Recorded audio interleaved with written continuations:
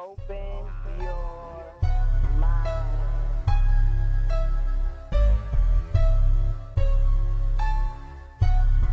T.P.O.T. Investigate.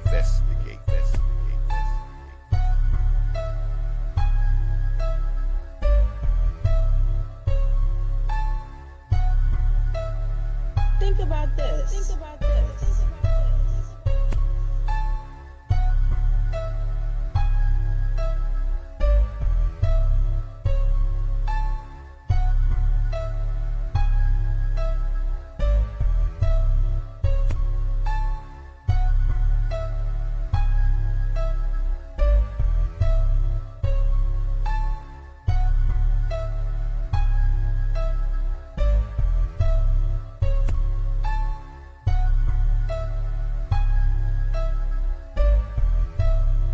Open your mind.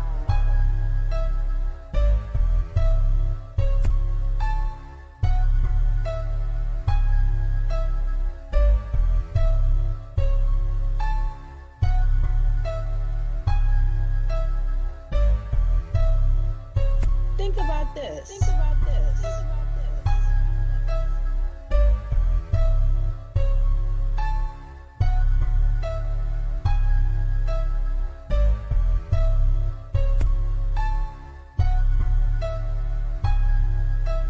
T.P.O.T. Investigate.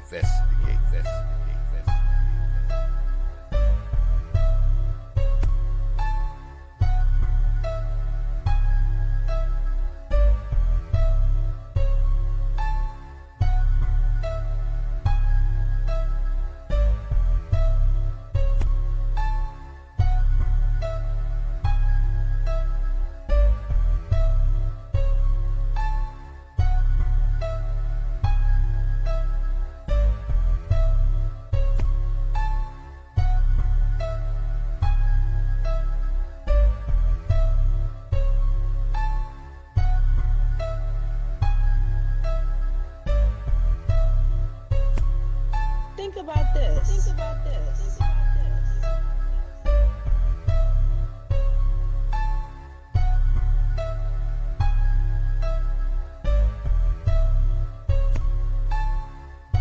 T.P.O.T. Investigate.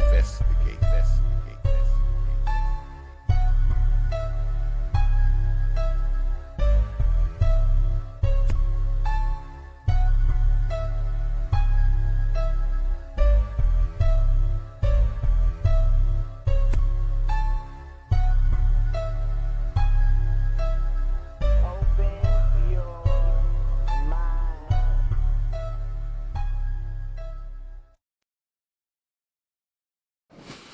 And we are back. Peace. Welcome back to another edition of the Popular Thought Series right here on your T.P.O.T. YouTube page. I am your host, X, of course, but you knew that already. That's why your black asses are here. Tonight, another T.P.O.T. investigates.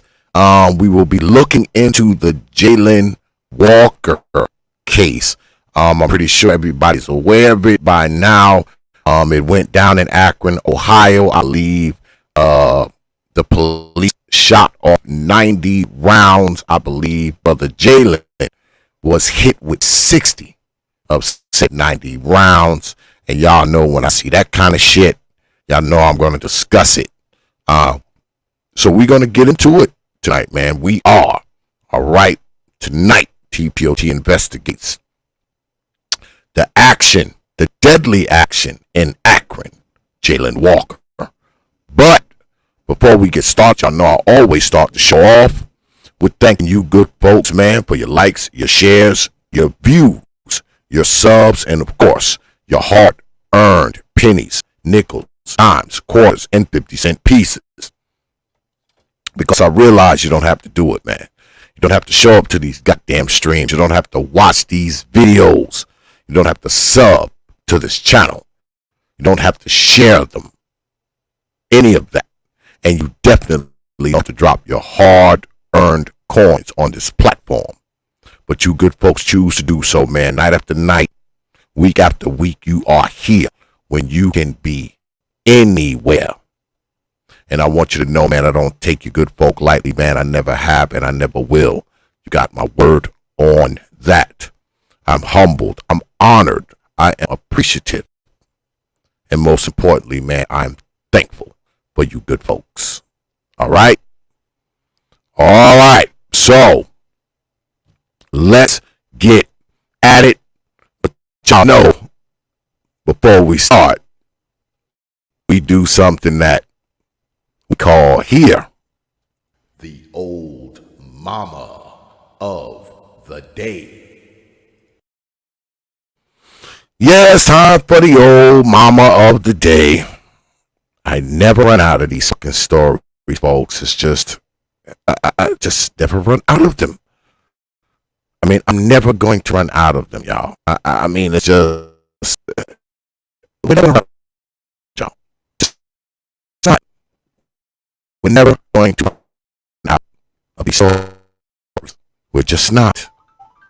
But today's old mama of the day hails from the state of Georgia. And we begin. Georgia woman charged with murder after 4 children die in house fire. A Georgia woman was arrested after 3 children died in a house fire Friday night. Authorities received a call for a potential domestic dispute shortly after 9 p.m. on Friday. The call indicated that a woman was attempting to stab other occupants inside the home. When Paulding County firefighters arrived at the home, they reportedly found 7 children, 2 who were unresponsive and 3 who had injuries. The remaining 2 children did not appear to have any injuries. The 3 injured children were rushed to the hospital, where 2 of them were later pronounced dead, bringing the death total to 4. The adult in the home at the time of the fire was identified as 40-year-old Darlene Brister, who was taken into custody and later charged with 2 counts of malice murder. She is likely to face additional charges. I just don't know who would do this to the kids, one neighbor said to WADA. You just don't think things like this are going to happen, said another. Neighbor started a GoFundMe, of course, account in support of the Georgia family's funeral expenses, in addition to a memorial close to the home. Authorities will continue to investigate the incident following Bristol's arrest. She is expected to appear for a Monday morning.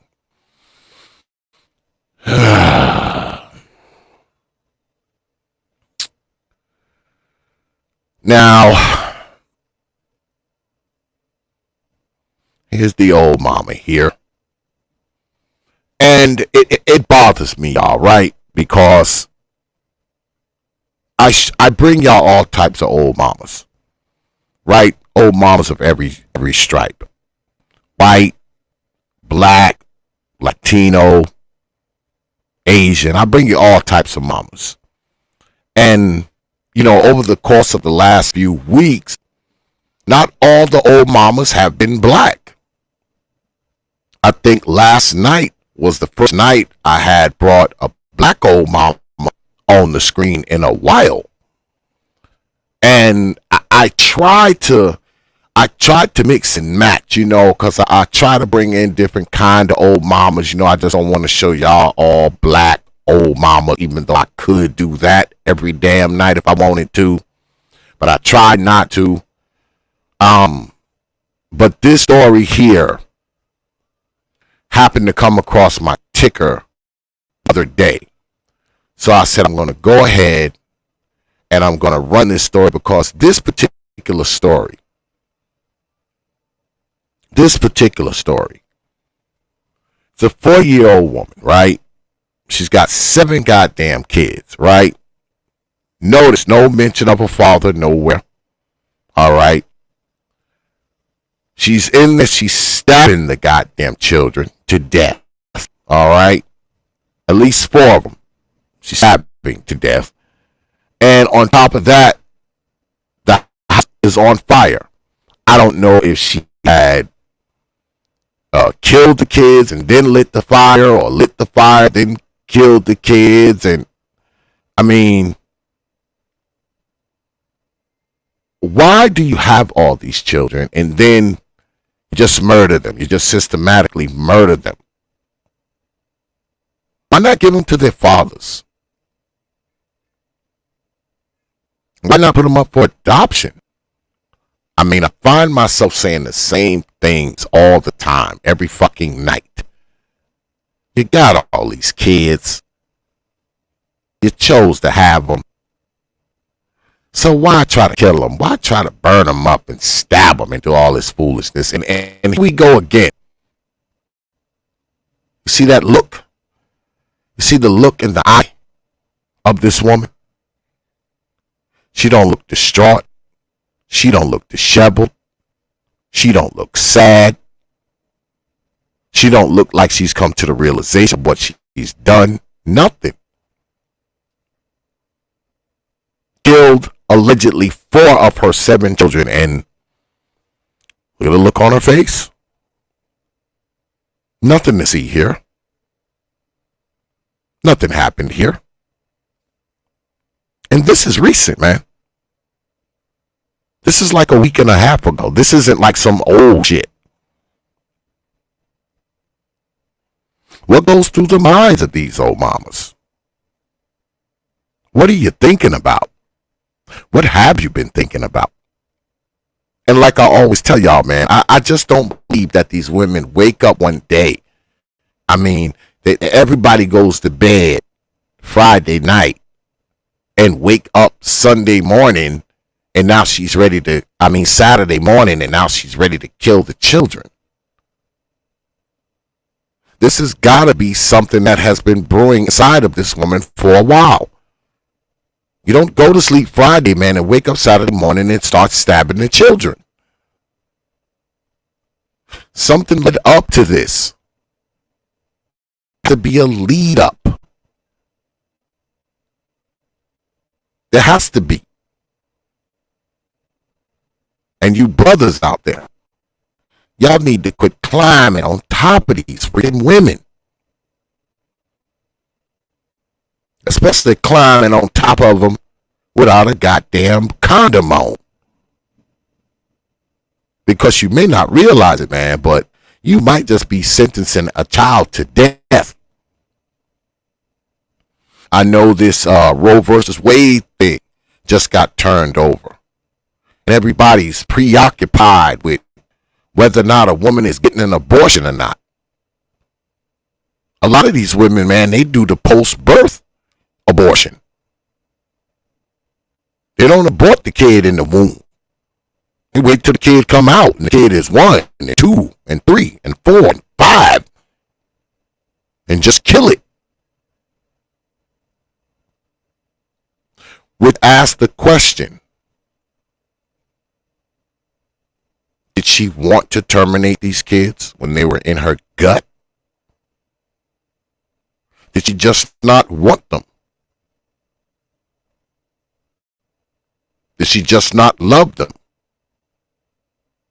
You know, those of you who are always talking about, oh, she your mama, she had you. Well, this woman had her kids too. And stabbed 4 of them to death. So what do you say to the surviving siblings? Do you tell them that shit? Oh, she your mama, she had you. Yes, she's all a mama, and they probably escaped being stabbed to death themselves, you know, like their 4 siblings did. Because for some fucking reason, people seem to think just because you fall out of a woman's funk box that she automatically loves you. Because she gave birth to you. Well, this old mama here gave birth to 7 of them. And 4 of them she murdered. So tell them 4 kids that she murdered how she had them. How she they mama. how they mama's black. And guess what? You're going to have to go to their graves to do it. Because they're dead.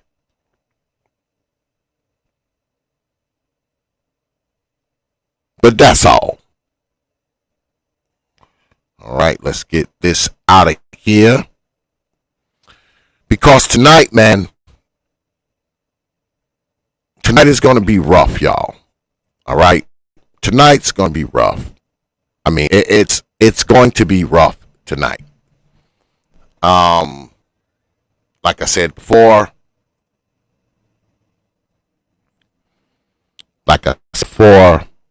we're going to be talking about Brother Jayland Walker. A case that I'm pretty sure all of you have heard about by now. He was being chased by the police, I think a minor traffic infraction. Driving down through Akron, Ohio. Allegedly, he didn't pull over when the cops got behind him. He kept going. They said he fired a shot when he was on the highway. There's a film of it that claims the muzzle flash is visible. They finally pulled him over. What's good, Brother Little Rock? I see you up there, brother. They claim that he was outrunning them. And you will see when he pulls up, he stops. The car slows down. He jumps out of the passenger side of the car. He runs for I don't know how many seconds, folks. And, you know, I mean, he dies in a hail of bullets. I'm talking about a hail of bullets, man. A hail of bullets. It's going to be disturbing. I warn you now, man, if you light of heart, you might not want to watch this.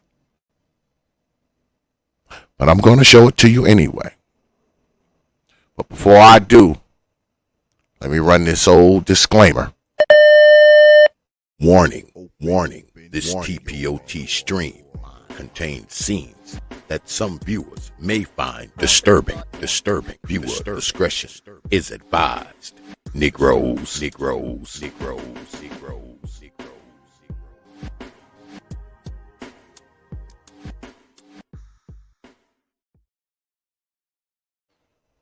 Yeah, man. It's going to be quite disturbing.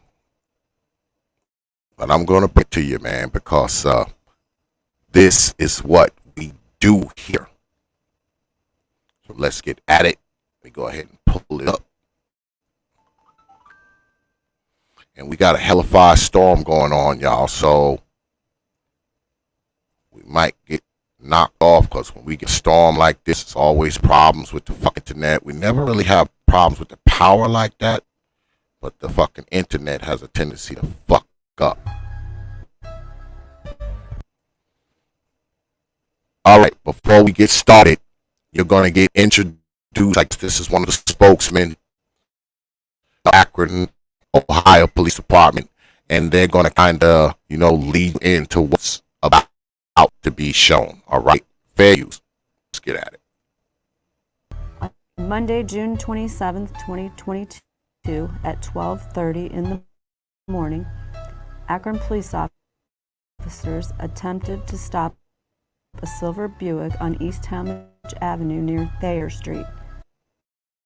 Officers informed dispatch that the reason for the stop was for a traffic violation as well as an equipment violation. The driver of the vehicle refused to stop, and officers initiated a vehicle pursuit as the vehicle was nearing the East Talmadge Avenue entrance ramp to Route 8 southbound. Approximately 40 seconds after the driver of the vehicle fled from the attempted stop, a sound consistent with a gunshot can be heard on the body-worn cameras of the officers. Officers notified dispatch that a shot came out of the suspect's car door. Getting onto 8 South from Talmadge. Reason for stop is traffic.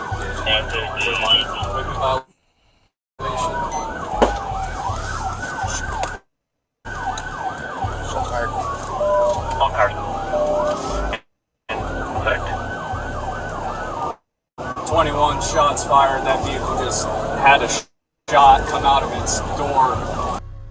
At the time of the sound, a flash of light can be seen along the driver's side of the suspect vehicle.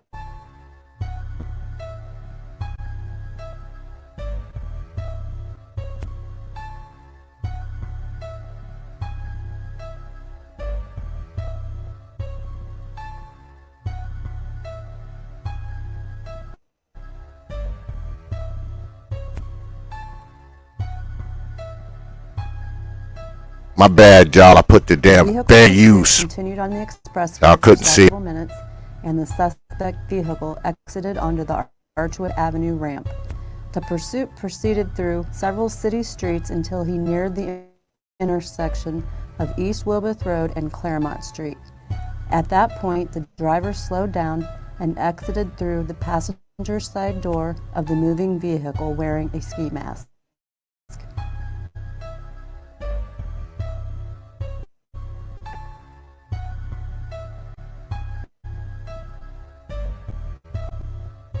The suspect fled from the vehicle on foot, turning and facing officers momentarily. He continued to run, evading arrest.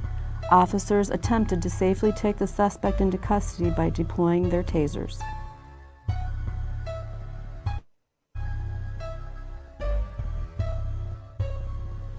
The deployment of tasers was unsuccessful, and the suspect continued to flee on foot.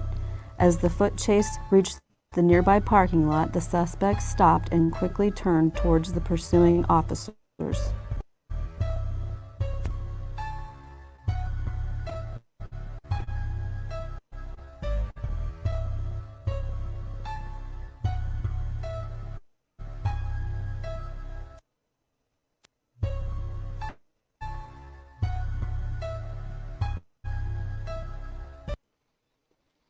A lot of this stuff, a lot of these stills, they're somewhat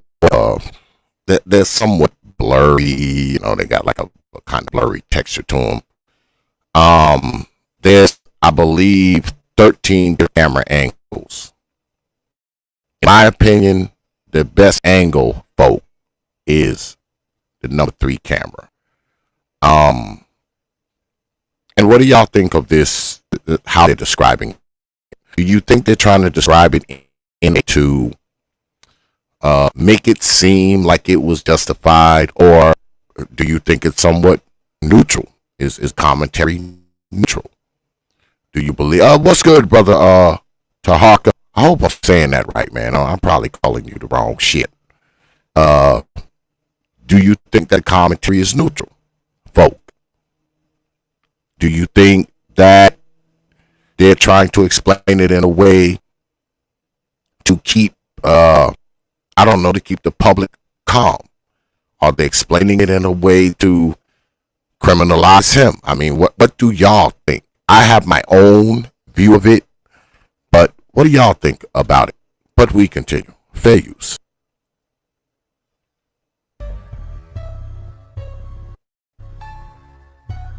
Officers reacted by discharging their firearms, striking the suspect. Under visual inspection of the suspect's vehicle, a handgun, a loaded magazine. And note that something that gets left out of this description. She doesn't mention how many rounds were shot. That wasn't mentioned at all. She says they discharged the weapons. They did more than discharge their weapons. This man was slaughtered with hail of gunfire.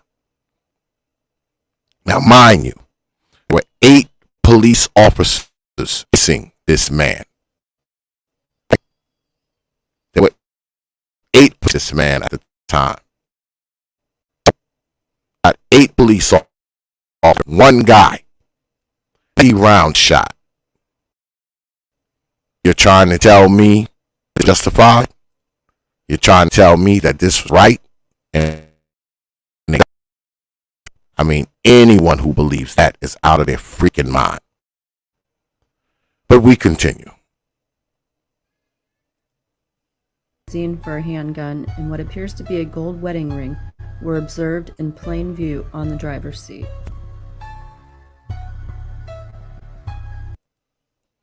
Now there's the gun, right?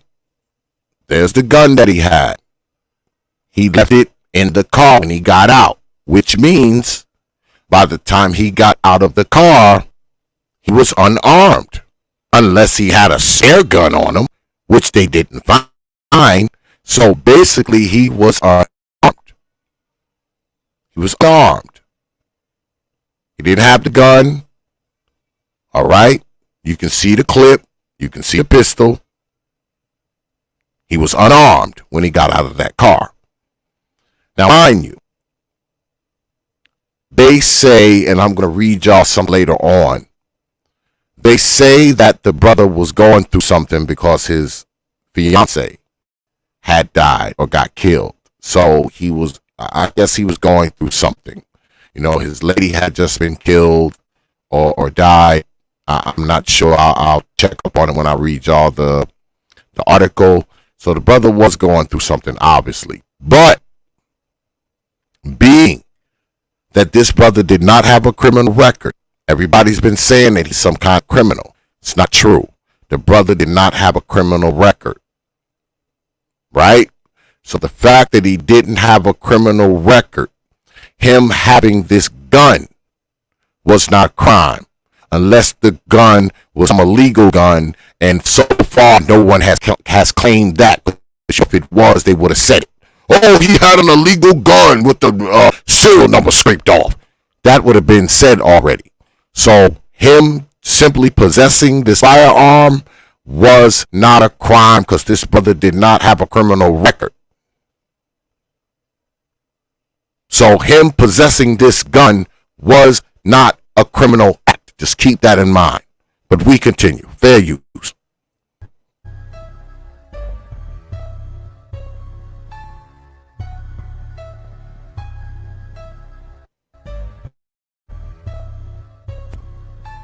Body-worn cameras do not provide a 360-degree or three-dimensional view.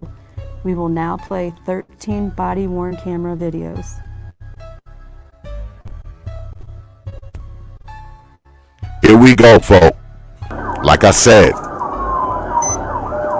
602 on West on Wilbur Firestone. Can I get in?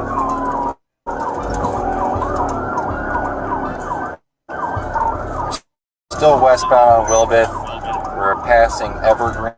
We're heading towards Maine.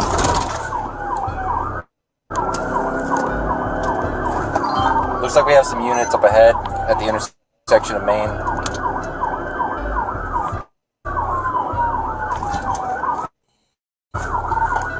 He's slowing down here, slowing down. Stop. Fucking head! It's your fucking head! Does you fucking move the car?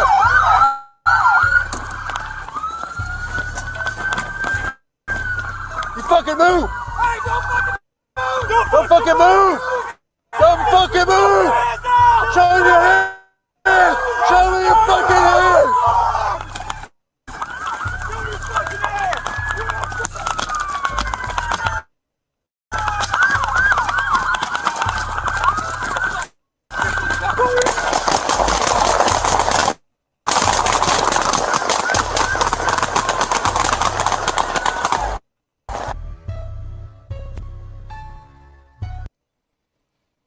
Before we go to the next video or the next cop cam, you see, and those of you who have been following me for a while, because we talked about this with the Zontarius Johnson case, talked about this with the Quadri Sanders case. How many bullets does it take to subdue somebody? How many? He's running, you're chasing him, right? So what does that mean? What does that mean? That means the first shot was probably in the back, right? Now, they claim that he turned, he reached, he did this, he did that. There's fucking 8 of you out there. 8 of you. 8 of you can't subdue one man. Even if he did reach, there's 8 of you. It's not like there's one of you with no backup. There's 8 of you. And more cops on the way, obviously. But for some reason, they felt the need to unload on this guy. And once he fell on the ground, continued to shoot. Many of those shots, folk, hit this man. He was already on the fucking pavement.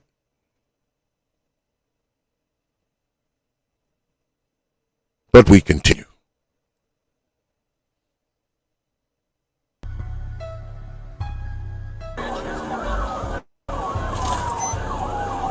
602 on West on Wilbur Firestone. Can I get in?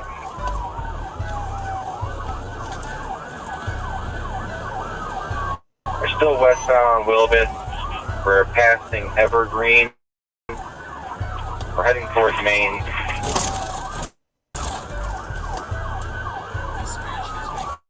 Looks like we have some units up ahead at the intersection of Maine.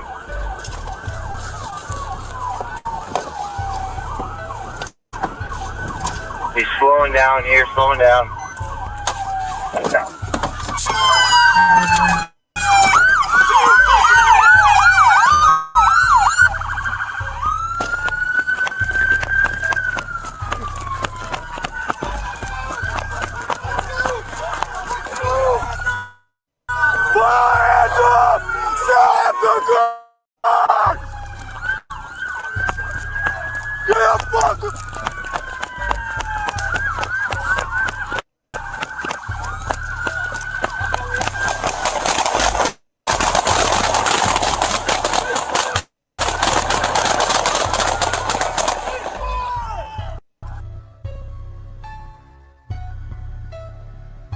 This one I think is probably the most vivid of them all, folks. 602 on West on Wilbur Firestone. Can I get in?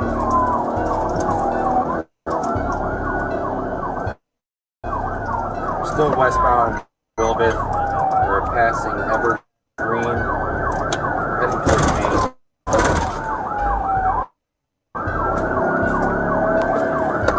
Looks like we have some units up ahead at the intersection of Maine.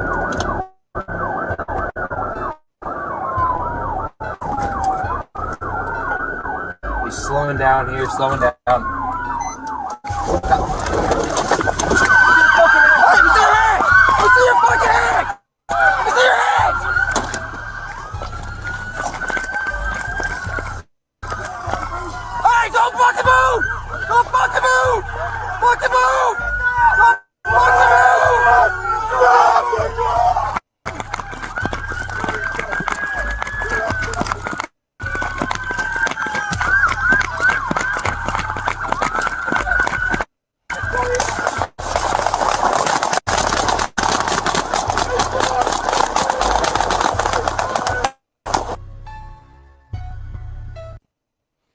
Do you see that man's body, man? Do you see his body being riddled with bullets while he's on the ground? It's like something out of, this looks like a fucking scene out of fucking Grand Theft Auto or some shit, man. That's what this looks like to me. I mean, when does the fucking shooting stop? Like, when is enough bullets enough? And see, this is my problem with this shit. when this happens, it's not like they shot him one time and he died, or 2 times and he died, or 10 times and he died. It's always 12 shots, 20 shots, 30 shots, 30 shots, 50 shots. When is enough enough? And I've spoken about this before. Once a man around, ain't it time to stop fucking shooting? And with this particular case here, what brought on the shooting in the first place? What brought on the shooting in the first place? The man's on foot. You 8 lazy motherfuckers. None of you were fast enough to catch up to him. None of you could have ran him down. Not one cop out there with 7 or more people to back you up could have chased this guy down.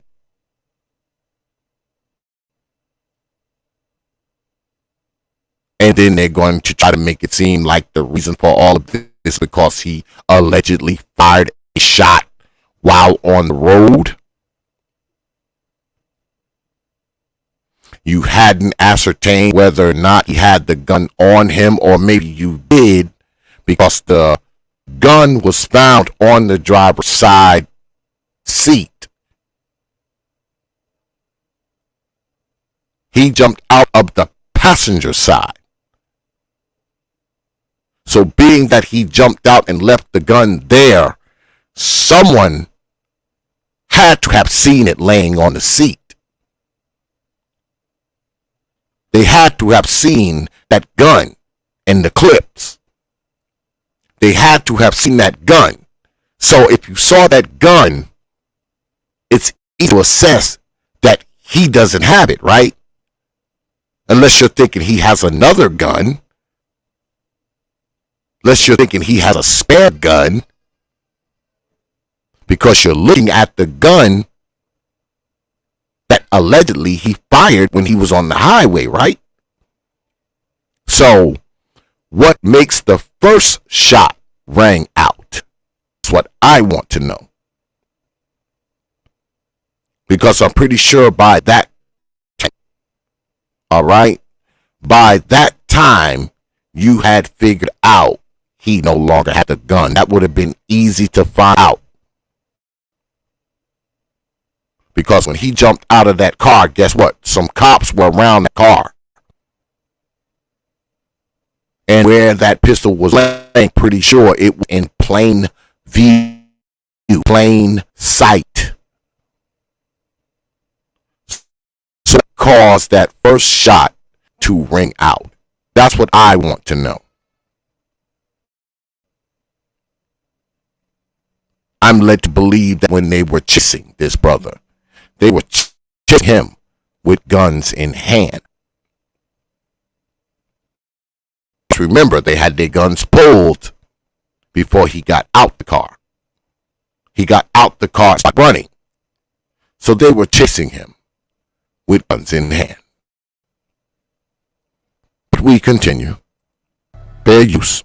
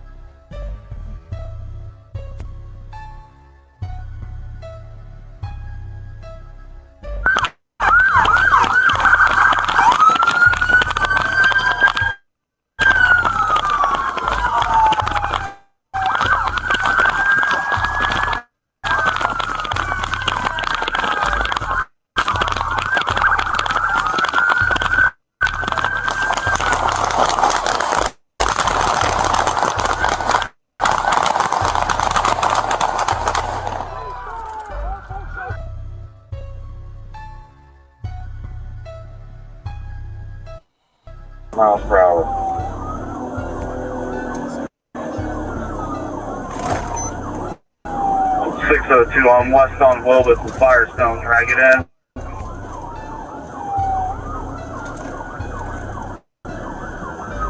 We're still west on Wilbus. We're passing Evergreen. We're heading towards Maine.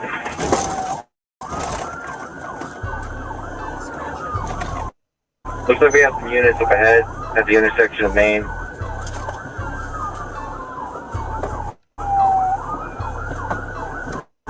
He's slowing down here, slowing down.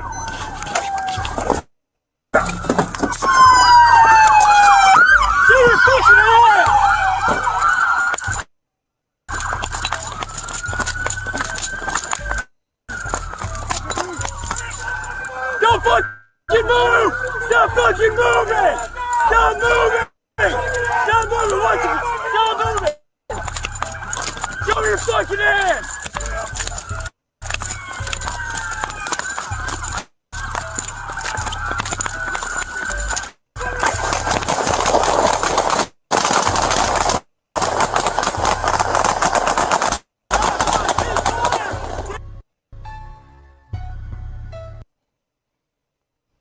Again, do you see how that man is laying on the ground prone and he's still being pumped with bullets? Now I know people will say, oh man, these guys criminals, this, that. This wasn't a criminal, man. This dude didn't have a criminal record. So justify this shit. Justify this. I don't give a shit what he had did.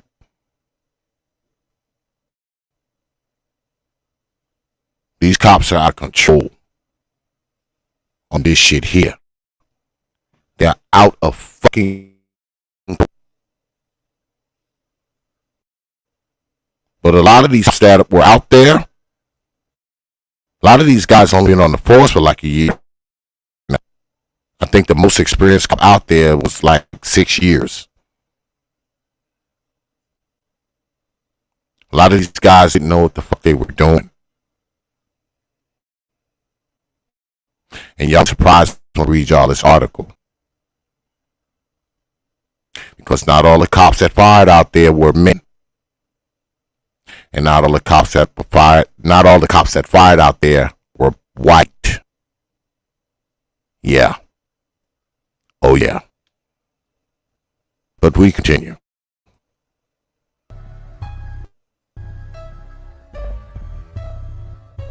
Going to show y'all one more angle, because the rest of the angle is pretty similar to the rest of them, but I want to show y'all this last one here.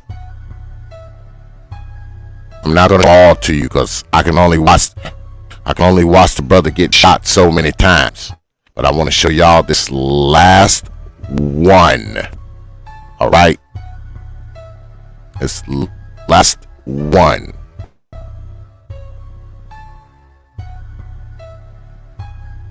Because this guy gets out with a long gun.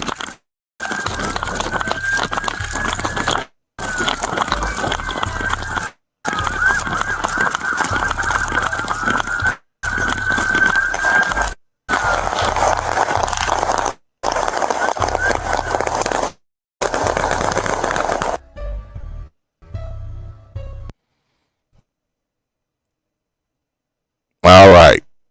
Like I said, I have like 13 different camera angles. Like I said, I can only watch the brother getting shot so many fucking times. It's like, it's crazy, man. These cops are out of fucking control. All right? And anyone who says different is fucking insane. You don't need to shoot a man 60 fucking times. You don't need to fire 90 fucking rounds. All right? You don't. I don't give a shit what he's done. I said this before.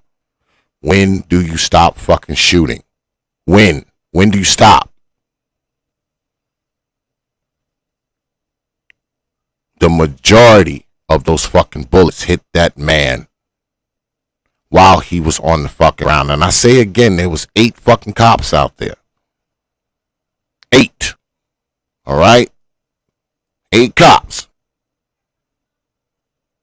8 cops couldn't subdue one man without firing 90 fucking rounds. But let's read a little bit about brother Jayland Walker, shall we? Let's read a little bit about the brother.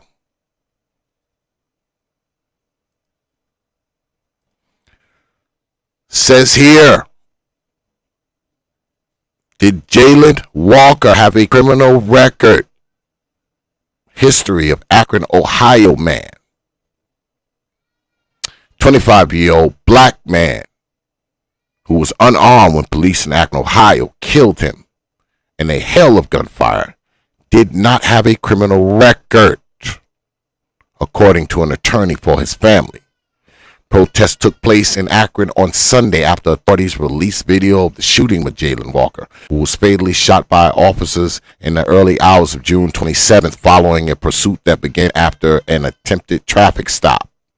An autopsy found Walker sustained more than 60 wounds, but Akron Police Chief Steve Milett said an investigation would determine how many shots were fired by 8 officers involved and how much struck Walker. Walker did not have a criminal record. Bobby DeCillo, the Walker family lawyer, told Newsweek he had 1 traffic ticket, according to the New York Times. DeCillo said the Walker family do not know why he fled police, but said he had been acting out of character after the recent death of his fiancée. I think a fair inference can be drawn that my client was running away from the police because he was afraid, DeCillo added. He noted that a white man suspected of killing officers in Kentucky was taken into custody on Thursday. While my client is in the morgue today, he's in jail, DeCillo said. I think at the end of the day, there's a conversation to be had in America about how young African American men are treated. DeCillo also criticized how police had portrayed Walker at Sunday's news conference. To start the dialogue with the public with a view of the masked black kid, masked black men, that really said a lot to me about how the department wants to frame this conversation. It's an effort to demonize him, he said. Police said officers had initially attempted to stop Walker's car around 12:30 a.m. for an unspecified traffic and equipment violations and initiated a pursuit when he failed to pull over. During the news conference, Milett said the sound of a gunshot was heard from the vehicle about 40 seconds into the pursuit, and a transportation department camera captured what appeared to be muzzle flash from the vehicle. That changed the nature of the stop from a routine traffic stop to now a public safety issue, Milett said. The police body camera footage shows a number of officers approaching a slowing car on foot. Walker, wearing a ski mask, gets out of the vehicle and runs towards a parking lot. Police chase him for a few seconds before the officers fire a burst of shots from several directions, according to the video. Walker's action caused the officers to perceive he posed a deadly threat to him, which is bullshit. He's 30 fucking feet away from you. That is bullshit. But we continue. In response to this threat, officers discharged their firearms, striking the suspect 60 fucking times. They left that out. Milett said Walker's actions are difficult to see on the video, but a still photo appears to show him going down to his waist area. Another appears to show him turning towards an officer, and another captures a forward motion of his arm, he said. Which is also bullshit. Y'all seen it. Did it look like he was trying to draw something? I don't think he ever stopped running.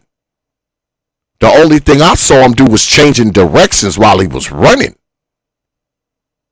And we all know now that the gun that he had was in the fucking car that he jumped out of. He left it behind. Obviously on purpose. Obviously on purpose. Because I'm pretty sure he could have grabbed it if he wanted to. And ran with gun in hand. You know, like the police were doing. But we continue. DeCello told Newsweek that in an earlier meeting with Milet, the police chief said the officers involved had said Walker had assumed a shooting position. Of course they're going to say that. And he said, I haven't seen that yet, DeCello said. He's in front of the cameras yesterday, and he's saying Jayland reached down to his waistline, and they still haven't taken the statement of the officers. So was his hand up, or was his hand going down? What is the story? We are very concerned about the organized effort to mischaracterize these events in a way that blames Jayland for his own death. Police said a handgun, a loaded magazine, and a gold wedding ring were found on the seat of the car. A bullet casing consistent with the weapon was also found in the area where officers believed the shot had come from the vehicle.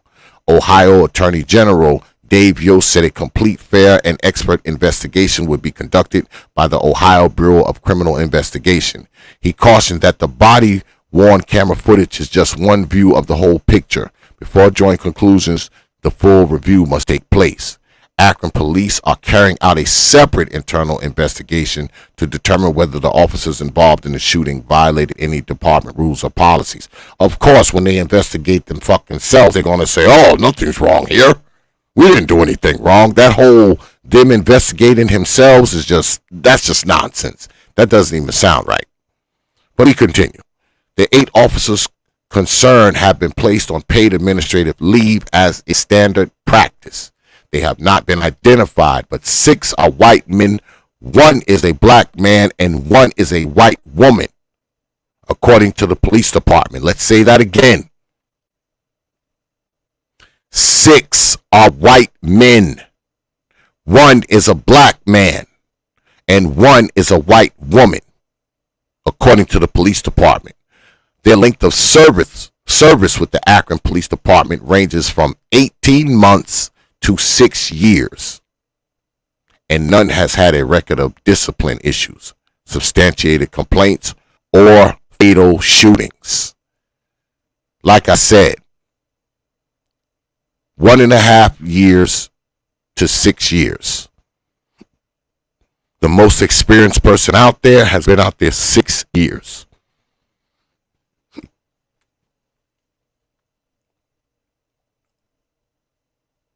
But let's read something else.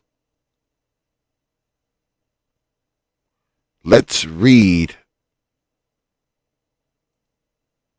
this here.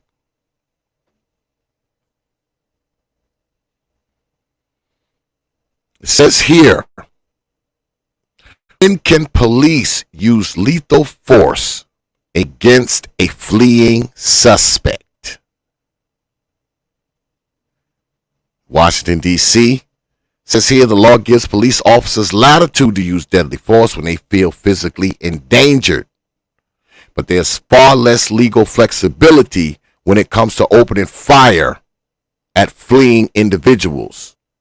Here's a look at the legal issues raised by Saturday's police shooting in South Carolina, in which a video recorded a bystander shows a black man being shot in the back and killed as he runs away. Now, we remember this case, right? This is Walter Scott running. And here, you see this copper here gets in his stance and just starts shooting him. Because his old tight ass wasn't able to chase him. And it wasn't even like Walter Scott was like a sprinter. He wasn't sprinting like, Jayland Walker was. He was like kind of lumbering with his run. All right? It was a lumbering jog. It wasn't the jog of a man who was in the best of physical shape. He was trying to run. He wasn't even running. He was making an attempt to run. If he wasn't an old lazy ass cop, he might have been able to catch him. All right? He might have been able to catch him. Lazy fucking redneck. But let us continue, folks.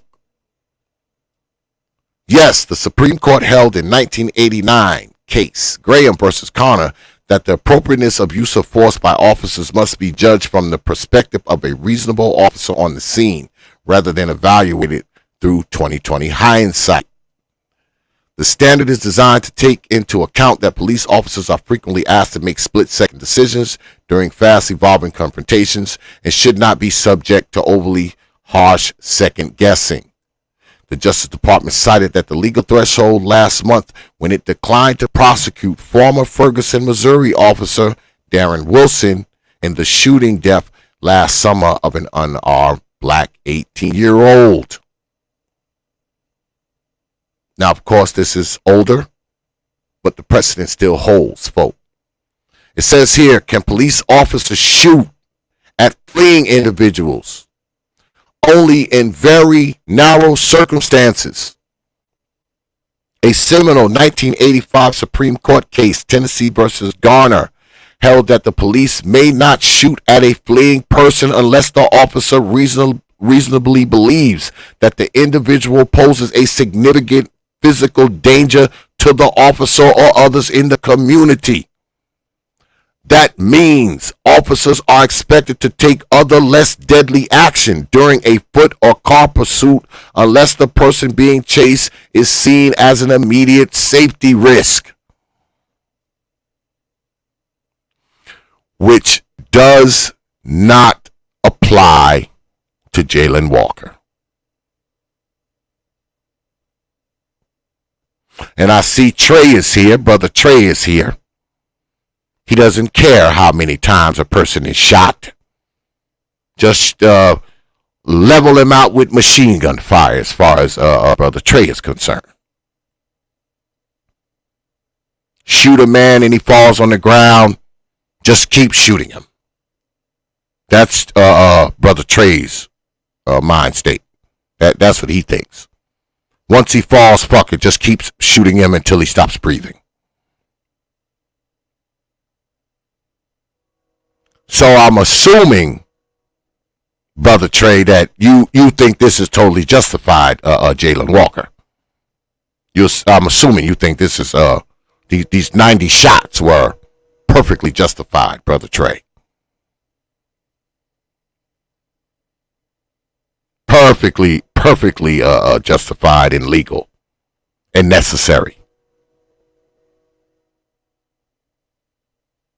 But anyway, in other words, a police officer who fires at a fleeing man who a moment earlier murdered a convenience store clerk may have reasonable grounds to argue that the shooting was justified. But if that same robber never fired his own weapon, the officer would likely have a much harder argument. You don't shoot fleeing felons. You apprehend them, Brother Trey, unless they are exigent circumstances, emergencies that require urgent police action to safeguard the community as a whole, Brother Trey.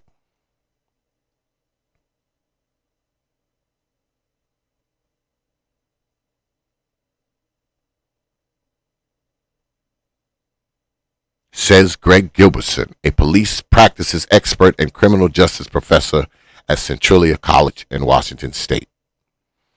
Gilbertson said he thought the video of the shooting of Walter Scott in North Charleston, South Carolina was insane, given what he said was the apparent lack of justification.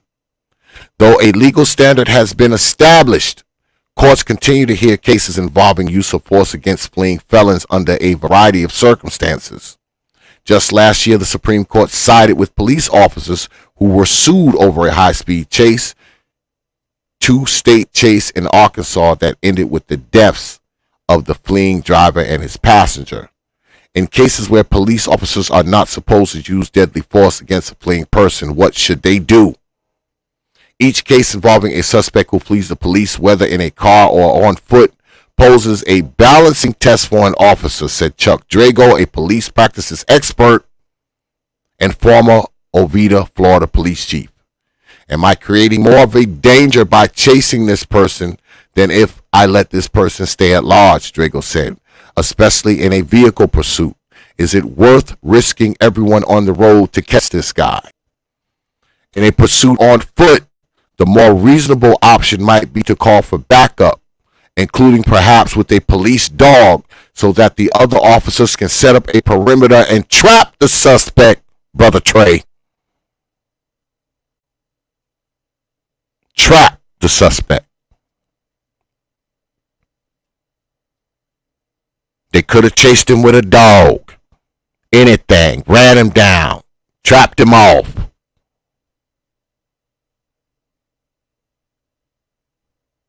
That is what I'm talking about, Brother Trey. I know you like to shoot people 50 times and just shoot them till they have no more blood left in their bodies. I'm glad you ain't the police, man. You'll be to kill somebody on some bullshit, Brother Trey. On some bullshit. A speeding ticket. Motherfucker jump up and say something. The next thing you know, kaplow, kaplow, kaplow, kaplow, kaplow, kaplow, kaplow. You be to kill somebody on some bullshit, Brother Trey.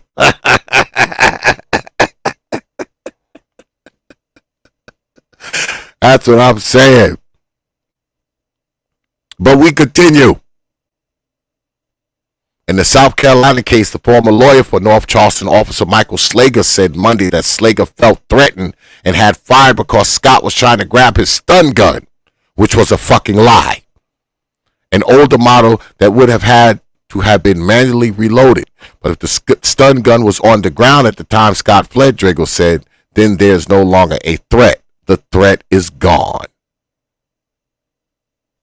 All right? All right? Because I don't want y'all to get it mixed up. We don't defend criminals here. We don't. This is why we are not defending these fucking cops. Get it? Get it? This is why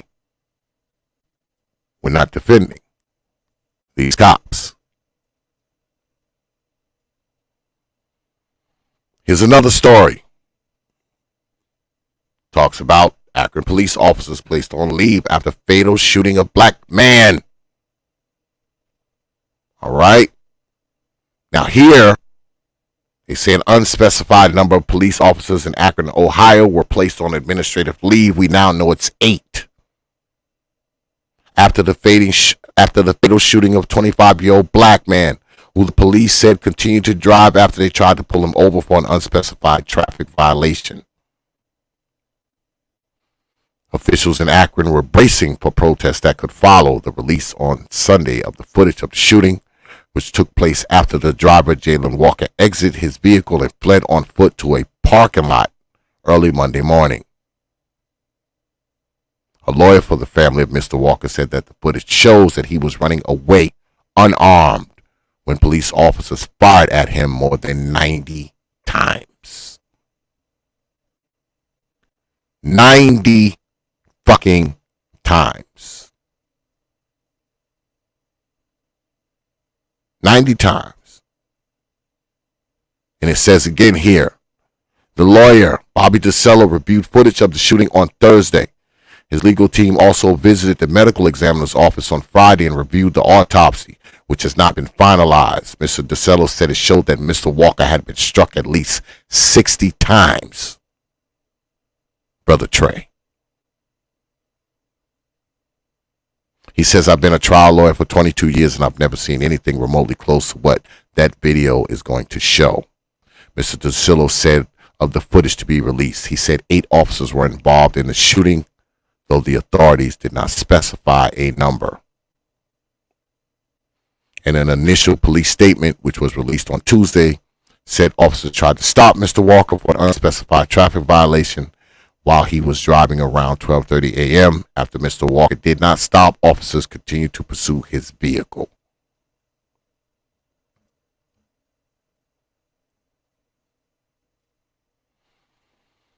Now I know people will say, oh, he should stop it. Why he ain't stopped? He should have just stopped and laid on the ground. And maybe he should have. I wish he had stopped. I wish he had just laid on the ground. I do. I wish he had. I wish he had came out of that car with his hands up and got on the ground. But as I've been showing you the last couple of weeks, you being on the ground doesn't necessarily mean you're not going to be shot, Brother Trey. Because you can get shot, be on the ground, and get shot 10 more times. Isn't that right, Brother Trey? I'm fucking with Brother Trey because he believes motherfuckers should be shot 35 times. Even if they're already on the ground, just continue shooting them.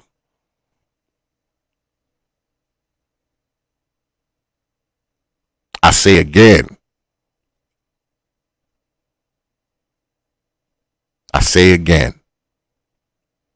We don't defend criminals here, man. That's not what we do here. We don't defend criminals. And like I said, I wish Brother Jayland had stopped. I wish he had just got out of that car with his hands up or got on the ground or whatever they would have asked him to do. But from what you've seen earlier, are you sure that that would have been enough for these cops?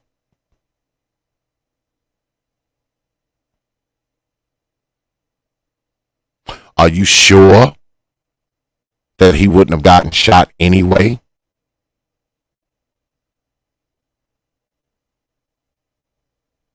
That's my problem with all the shots fired out there.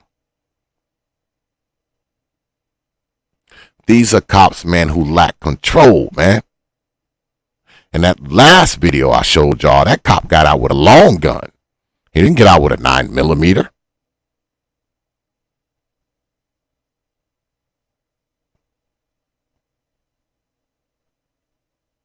How many bullets does it take? That is my problem. And in this case here, why any bullets at all? I say again, when he jumped out of that car, that gun was in that car. And it was in plain fucking view, too. It was laying on the driver's seat.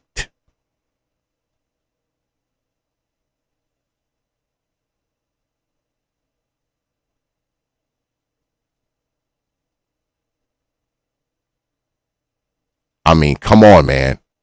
90 fucking shots from a person that's fleeing, running.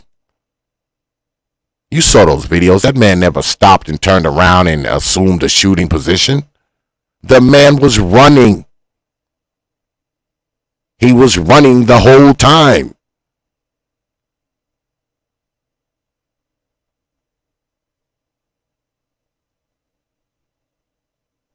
And these cops are not going to get away with this, brothers. They're not. They're not going to get away with this. You do realize that, right? Y'all may say it's justified and, oh, Pook need to be killed and all this kind of bullshit, but the police are not going to get away with this, man. They're not. They're not going to get away with this. Some of these cops are going to be charged, if not all of them. They're not going to get away with it. They're not. I told y'all a long time ago.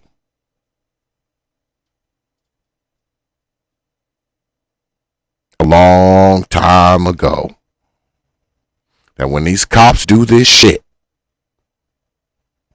they are going to be arrested. 20 years ago, they would have gotten away with this shit. 20 years ago, they would have gotten away with it. They're not going to get away with it now, man. They're not. They're going to be arrested.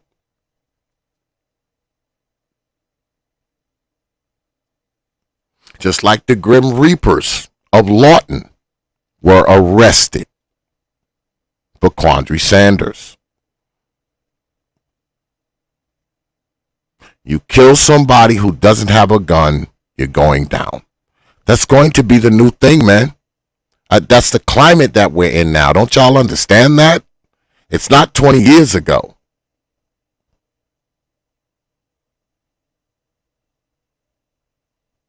It's not 20 years ago. They are going to arrest these cops. They're going to.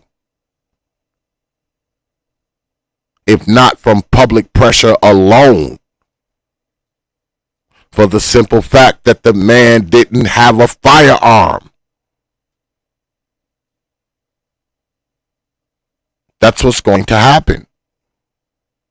And trust me, I'm no fan of the police. Absolutely not. I'm hardly a fan of the police. Hardly. But they're going to charge these cops. They're going to charge them, man. I'm telling you. That's going to happen. Told you, if not by just the pressure of the public court, the court of public opinion, for the simple fact that the man didn't have a firearm on him, man.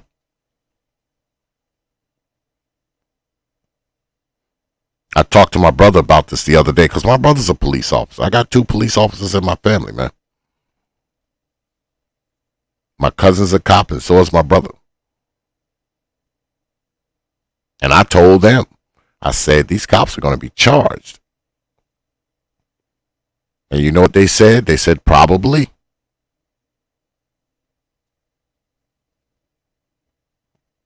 And shit, man, my brother, he's about to retire. My cousin, he's been on the force for 15, 16, 17 years, I think. So, I have cops in my family. I talked to them about this shit. I wish I could get one of them to come on. They don't want to come on. They're scared of the questions I'm going to ask them. They don't want to jeopardize their shit. I've been trying to get them to come on here for so long, y'all. They won't do it, them motherfuckers. They will not do it.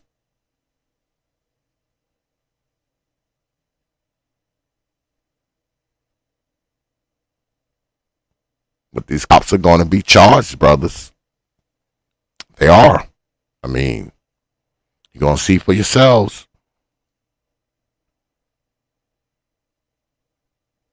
They're going down.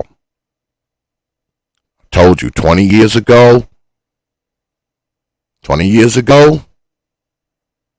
nothing would have been done.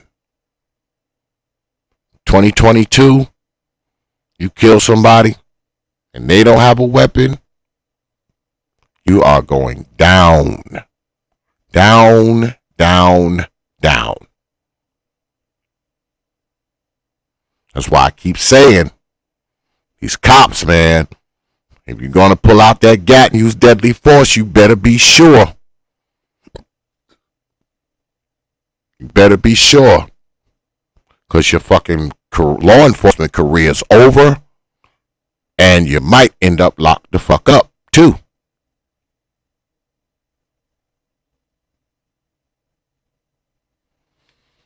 But I know Negroes want to come up here and talk about this shit.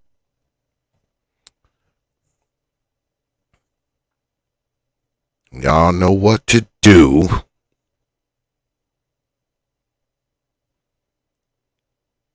The email is prophetofthought@yahoo.com. That's prophetofthought, one word, no caps, @yahoo.com. Negroes. Trey, I know you want to come up here and act like this shit is justified. I know you do. They could have shot him 100 fucking times, and you would think it's all right. They could have shred that man's body into cottage cheese. It's all right with you. It's all right with Brother Trey. Shoot a motherfucker 1,000,000 times, even after he's already dead and on the ground. Just keep shooting him. Even after he's dead and on the ground, just keep shooting him. Because that's what you saw, man. That man's body was on the ground vibrating. I don't give a shit. I'm even willing to debate on whether or not they should have shot him. All right? Whether or not you can debate whether or not he should have been shot or not. Fine. But once the man done hit the fucking ground, isn't it time to stop shooting? You shoot him 30 more times? 40 more times? Multiple people shooting him? There were 8 officers out there. 8.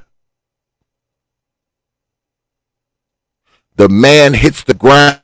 Everybody continues to unload their fucking clips after they already see him on the ground.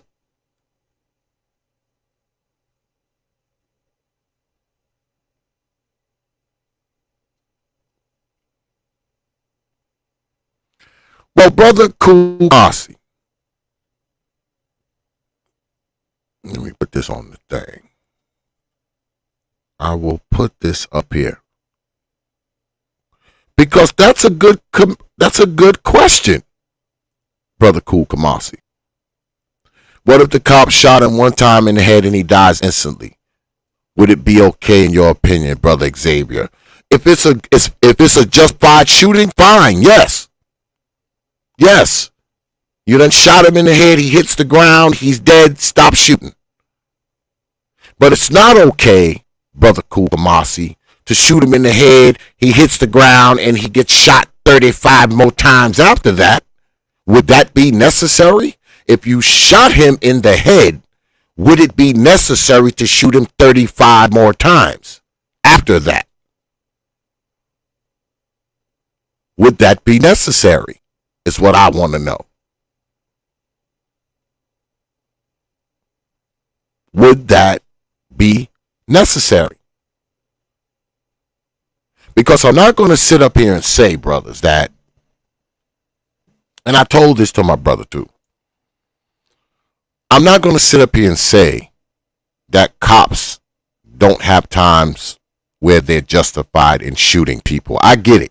Motherfuckers draw guns on them, jump at them with weapons and all that kind of shit. I get it. But at some point, we got to say, hey, look, man, this is a fucking enough. All right? This is enough. This is enough.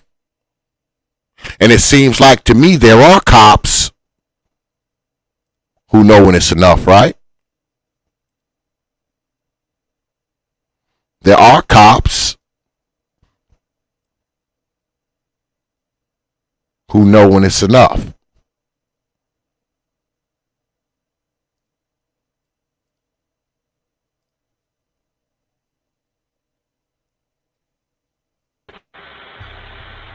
Hi. My name is and I live in Alpha Sierra. Zoe?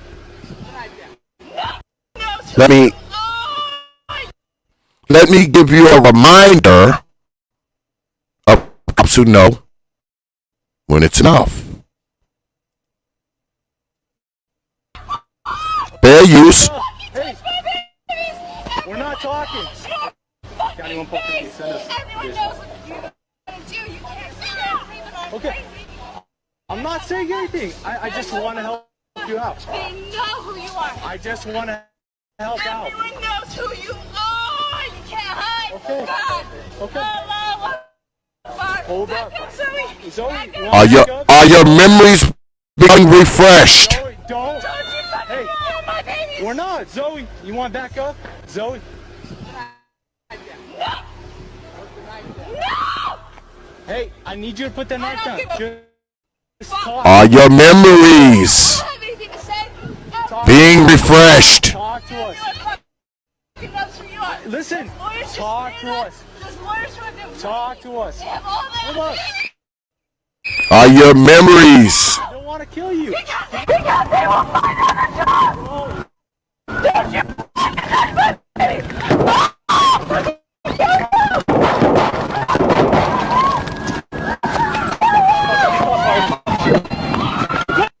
Why not keep shooting? She's still breathing. Let's just keep shooting. Just shoot and shoot and shoot and shoot and shoot until she's not breathing anymore. Why not? And she still has the Rambo knife in her hand after charging the officer with it.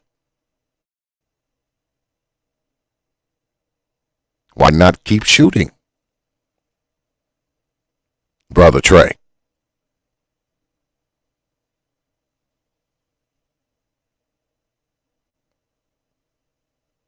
Why not keep shooting? Shoot her some more. 5 more times, 10 more times, 20 more times. Shoot her till she drops the Rambo knife. The one she used to chase the fucking officer with.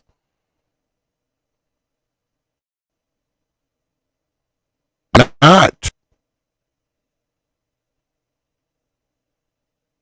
Why not keep shooting? Or maybe cops shooting little white girls. Is that what it is? Would they have shot the little white girl? 60 times was her just running.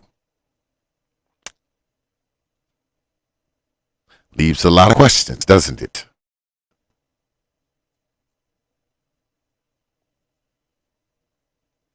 Like I said, I'm not here to really argue whether or not they should have shot or not. I mean, we can debate that all night. That's not my position. But you shot the fucking guy and the guy's on the fucking ground. I mean, what the fuck is the sense of pump 40 more in him, 50 more in him? What's the sense? You're making sure he's fucking. Is that what it is? And like I said earlier, this guy didn't have a criminal record, brothers. He didn't have a criminal record.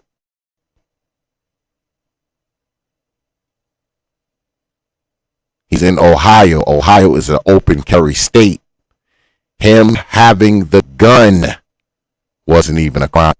He didn't have a criminal record. So we can't say, oh, well, he was a criminal. No, the fuck he wasn't. No, he wasn't. The only crimes he had committed was the crimes he committed that night, fleeing the police.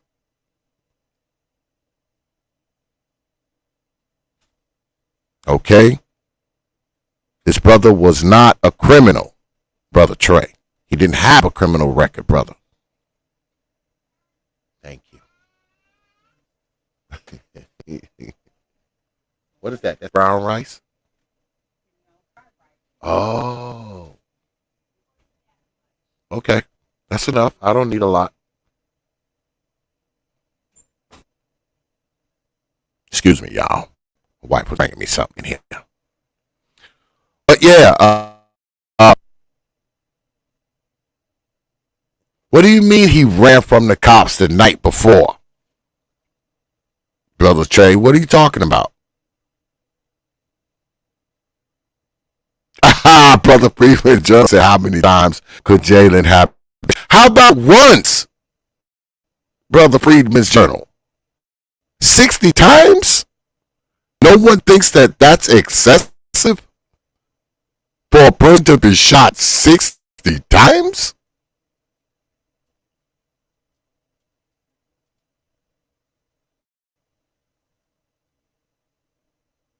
No one thinks that is excessive for a man to be shot 60 times.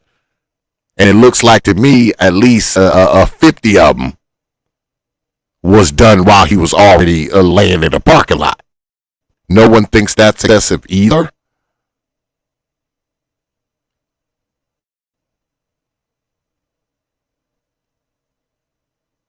No one thinks that's excessive.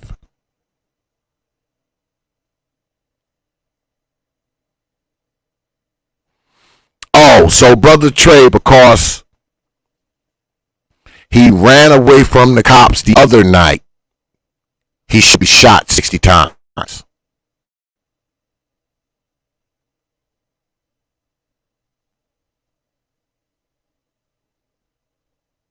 That's what I'm talking about. The excessiveness of it is what I have a problem with. Like I said, I'm not even really here to debate whether or not he should have been shot or not. We could talk about that all night. But a person who's not armed shouldn't be freaking filled with 60 bullets. Especially when it's 8 of you out there. There's 8 of you. Everybody had to shoot? Is that how they trained them in the academy? Once one person starts shooting, everybody starts shooting? Is that the policy? Is that how it goes? Once one person starts shooting, everybody starts shooting. And everybody continues to shoot too. Until someone stops, and then everybody stops.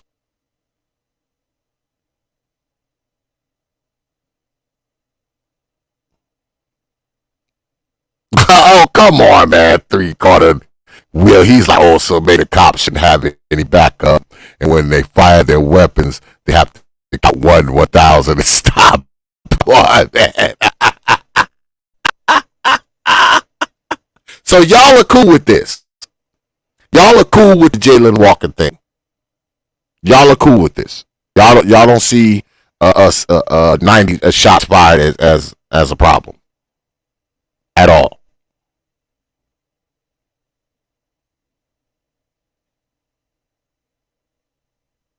So let me ask you brothers this then. Fine.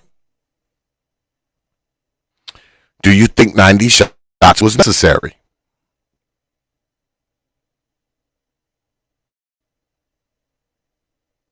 Was it necessary to shoot 90 times at one person?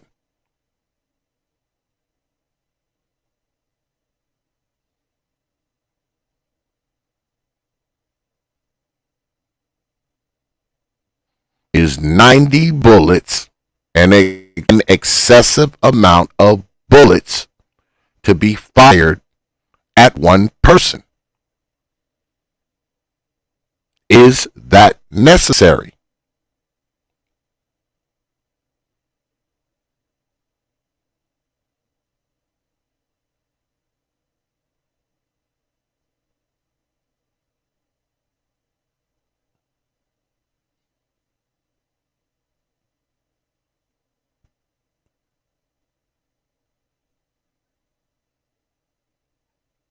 Is that necessary?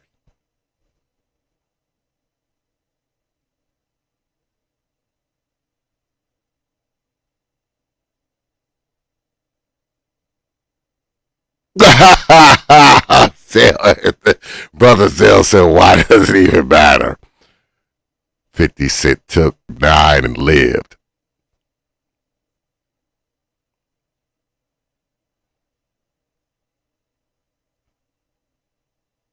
I think it's excessive. I disagree with you fucking dudes, man. I disagree. I disagree. You don't need 90 bullets to stop a man. I don't give a shit. Shit, you don't need 90 bullets to stop a grizzly bear. You don't need 90 bullets to stop a damn elephant. You don't need 90 bullets to stop a lion.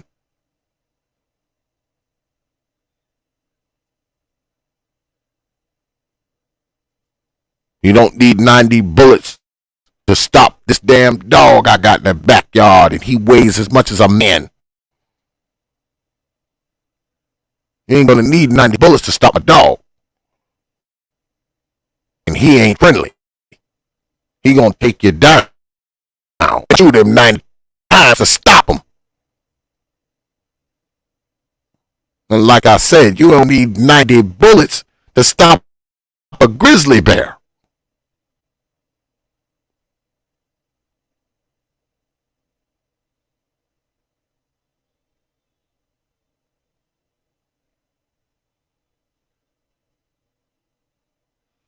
When you got 8 damn officers out there, 8.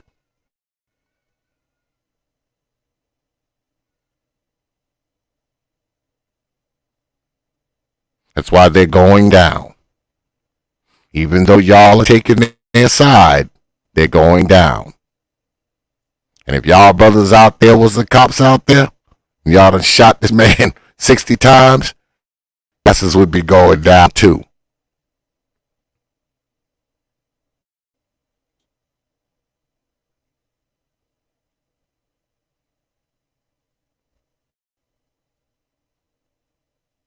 These cops are going down, man. You're not going to get away with this shit. They're going to be charged.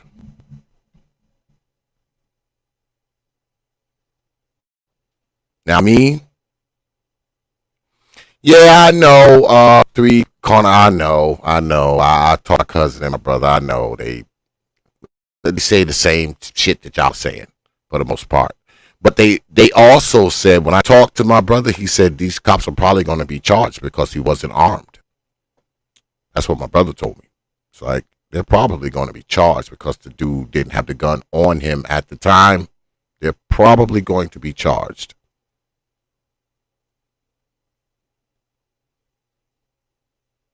And I believe that. I think they're going to be charged. They're going to be charged. They're going down. Law enforcement career is over. All right? They're going to fuck around. Just like Derek Chauvin. Be right in the same place where they've sent many people. And from what I understand, ex-cops aren't really that welcomed in the Hoots Gal. Yeah. They aren't really welcomed in the Hoots Gal. The Hoots Gal isn't the best place for a former police officer. Yeah. Not the best place for them.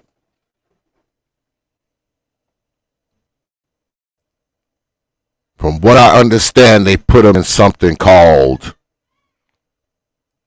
administrative segregation is where they usually end up. Let me get this off of here. Administrative segregation. They automatically put them there because they know they're either going to be doing one of two things. They're either going to be somebody's hoe in the Hoots Gal or end up dead in the Hoots Gal. They're going to have to prostitute themselves to survive in the hooch gal. Yeah, they're gonna have to prostitute themselves.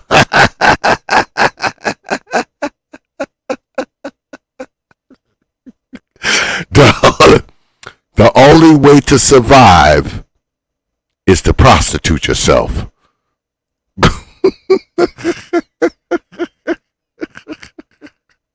That's the survival mechanism for ex-police officers, unless they put them in administrative segregation.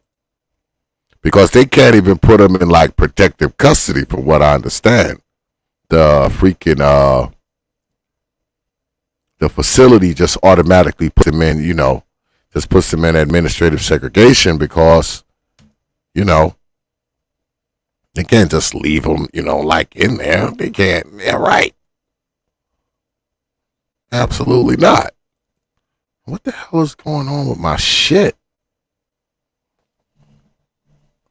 I can't even leave this fucking screen now. Man, this StreamYard shit been acting crazy, man, lately. Like, I think I gotta get.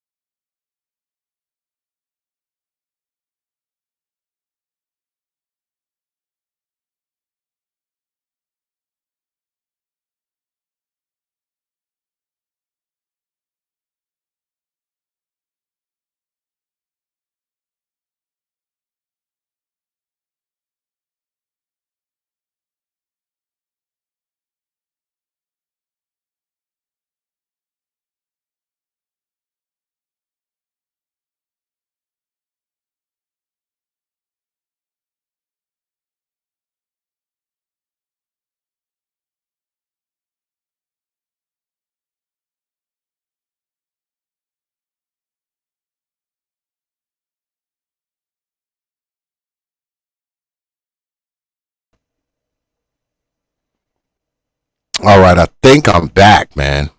It's this fucking StreamYard bullshit, man. This shit has been acting crazy the last fucking couple of days, man. This shit is bugging out. And I don't even think it's because of the storm, brothers. I think it's just the StreamYard it fucking self. Because I'm looking at because I did a internet test right before to make sure that my internet was straight and everything seems to be fine. But, I don't know. Shit, Brother Freezone Lou is down there. Brother Freezone, what's good with it, man? What's good, Brother X? Salute to you, bro. What's going on, brother? Oh, man, I'm cooling. I thought I'd pop in before I called it a night, man. What you got on this, man?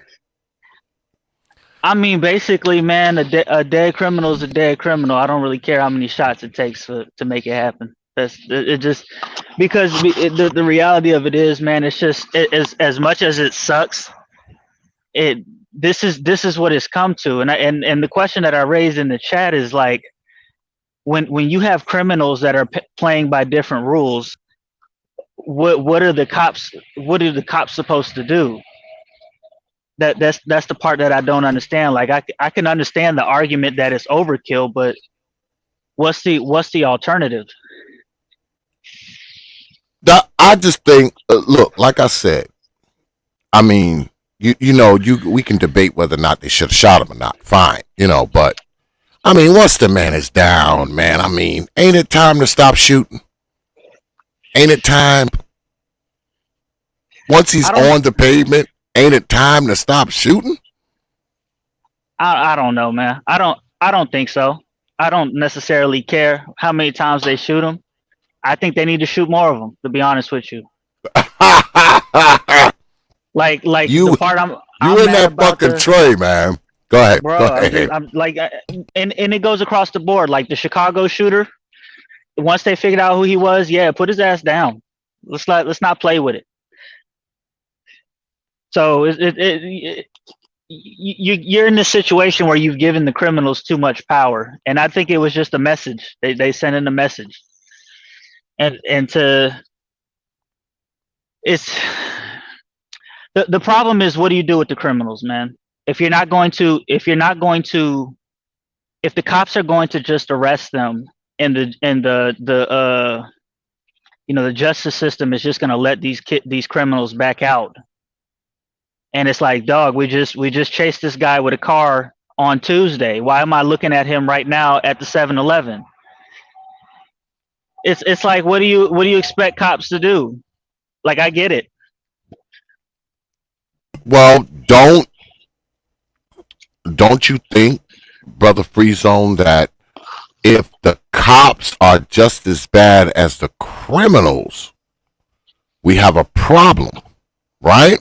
They can't be just as bad as the criminals. Handle the criminals, yes, but should they be just as bad as the criminals? It depends on what you mean just as bad. Like, when you talk about just as bad, like, when I think of just as bad, I think of the cops, like, let's say the cops in LA that were involved with the gang activity, actually selling the drugs, actually pimping the hoes and doing all that themselves. I don't consider them shooting a criminal more than quote unquote necessary is them being just as bad. But don't we run the risk of it leading to that? If fine, and I told my brother this, right? I said, if the cops are allowed to engage in overkill, all right, forget killing, forget, shooting. Like I said, you can argue when a cop should shoot or when he shouldn't shoot. But if they are engaging in overkill and nothing is done and nothing is brought into account, what's the next step? What comes after that? Because these things always escalate. They never get better, right? So if you allow the cops to do this time, and then you let them do the same thing again, and you let the same thing again, now they're becoming emboldened, and this is how innocent people get killed. Because it's not like the cops only kill criminals. Sometimes they kill innocent people. And I think that this leads to that. I'm glad you said all that, Brother Xavier. Now, because what's happening is, replace the cops with the criminals. And specifically, Pook and Ray Ray. You just described exactly what's taking place in every so-called community around the U.S. That is what's taking place in every single community where there's cash bonds, where these, George Soros DAs are freaking doing catch and release on them. They have become so emboldened now that they just open fire on playgrounds and kill little kids. They're so emboldened because in places like Chicago, the cops can't even do foot pursuit. They're so emboldened because they know if you're a cop and you're daggone a male and you're cisgendered and you're Hawaii, there's a chance that cop might not shoot at me. So let me take my chance and run. So you're asking for a lawless society. I'm like, cool, if you want that, let it be. I tell all those police officers, quit and move down here and protect me more in states where we give a damn about rule of law, where you got to deal with less animals out there that are going to freaking run from a basic traffic stop, then shoot at you, and then once they get caught, continue to run. If I'm a police officer, I'm going to move where the chances of dealing with animals like that are less likely. And to Trey's point, that is exactly what is happening right now. You got, we just saw today, you got cops in New York leaving the force en masse because their hands are tied. They can't pursue, they can't arrest. They literally, their job is to make the city safer, and they cannot do that. So what is the next? What do you know what I'm saying? Like, what is the next step? What do you expect them to do? They because you're basically saying that they're just there to, they're essentially been reduced down to mall cops.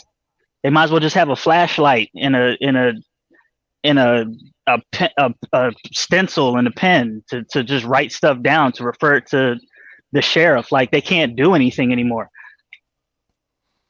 But don't you think that the cops have to have some degree of restraint? I mean, we can't just the cops. I say again, I can't have the cops being just as bad as the criminals, because now there is no distinction. If the cops are allowed to shoot a fucking person 90 times, I mean, where's the distinction? I mean, at some point, we have to be able to differentiate between the cop and the criminal. I don't have a problem with cops arresting motherfuckers for committing crimes. I don't have a problem with that shit at all. I don't even have a problem with the cops shooting motherfuckers when it's justified. My thing is, if a motherfucker done hit the ground and he's laying down prone, he shouldn't get 50 more bullets in him. Okay, whether he's dead or alive. Brother Xavier, you did not watch the body camera footage, bro. They fired within 4 seconds, bro. That is 8 cops all fired within 4 seconds. It takes, I don't know, 5 seconds to get at least 10 rounds out of my Romeo and Juliet 40 cals. So you got 8 cops. I said they held off. They didn't even mag dump him. No cops mag dumped. Do the math. 90 shots was fired out there, Trey.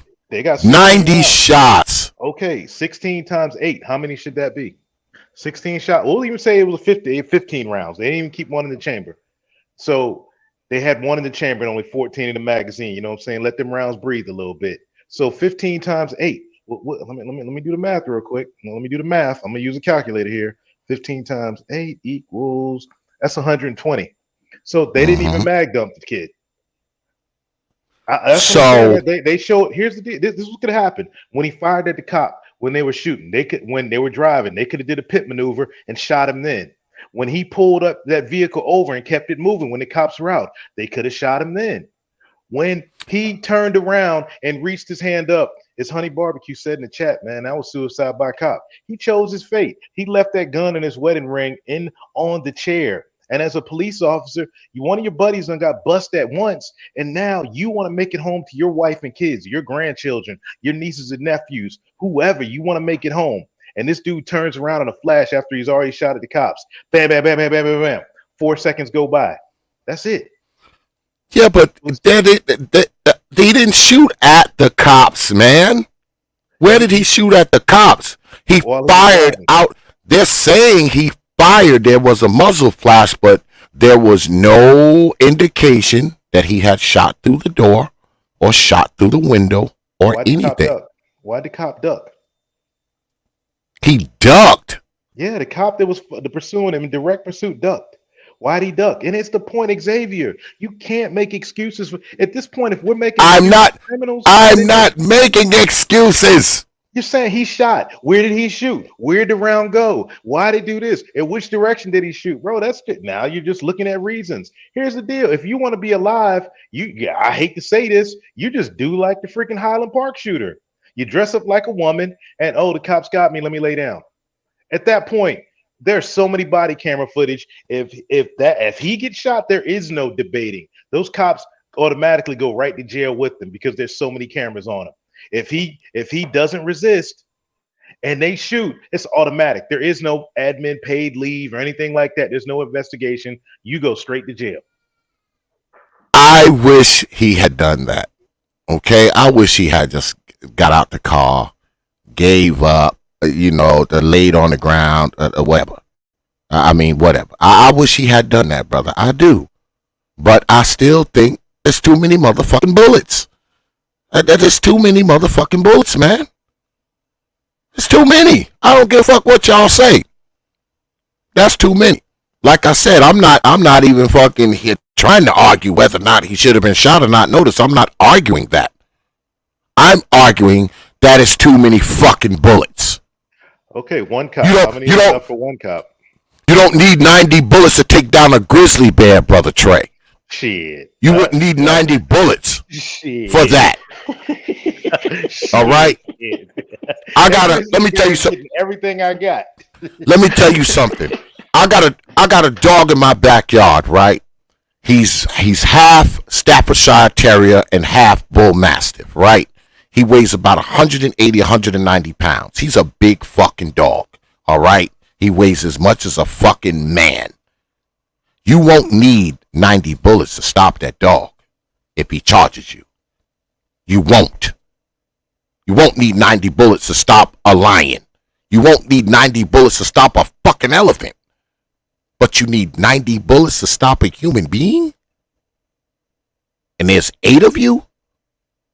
And you're saying that that's justified? Nah, man.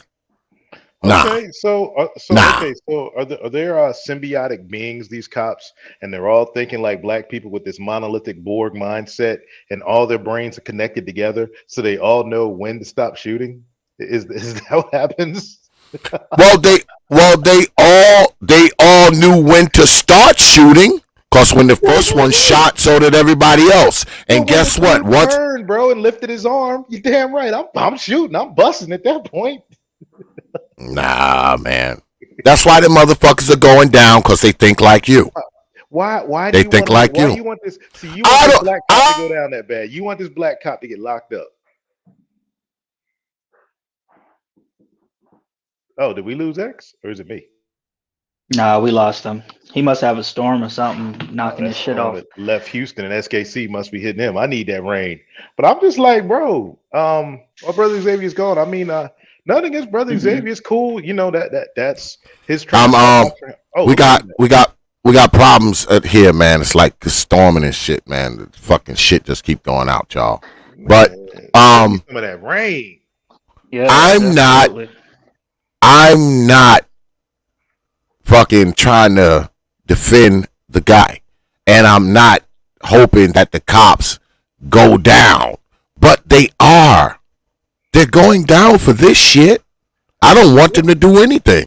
They're going down for this, though. So, okay, so brother Xavier, now if these cops go down, so okay, so what about the rest of the cops in Akron? When they all say, you know what, fuck it. If criminals can do whatever, if they can shoot at us, if they can run from us, and we can't defend ourselves, fuck it, let's all quit. Then what happens to Akron, Ohio, bro? They weren't fucking defending themselves, man. Get the fuck out of here. Come on, brother Xavier. They're not on this one. Brother not Xavier, on this one. That's not the point, bro. What happens when the other cops see that, you know what? We can't defend ourselves. We're not chasing anybody. You know what? I'm just gonna sit and eat donuts all day. What? Woman in distress, domestic violence call? Nope, I ain't going.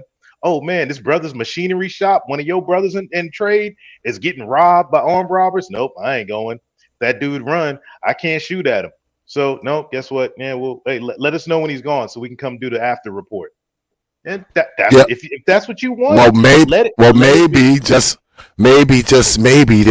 they'll realize that 90 bullets is too much. How about that? I'll settle for that. No, brother Xavier. 90 bullets is too many. That's too many, man. If you don't, if your brothers can't be defended, if your brothers go down, because men, we have G code still, and if the G code doesn't protect my brothers, why my brothers didn't get defended by this code we got? Shoot, I ain't doing no work. Let it be. If Pook runs the streets, if we got a number of people in the community that are going to defend Pook, you know what? And then the news media, everybody else is going to jump behind Pook. So be it.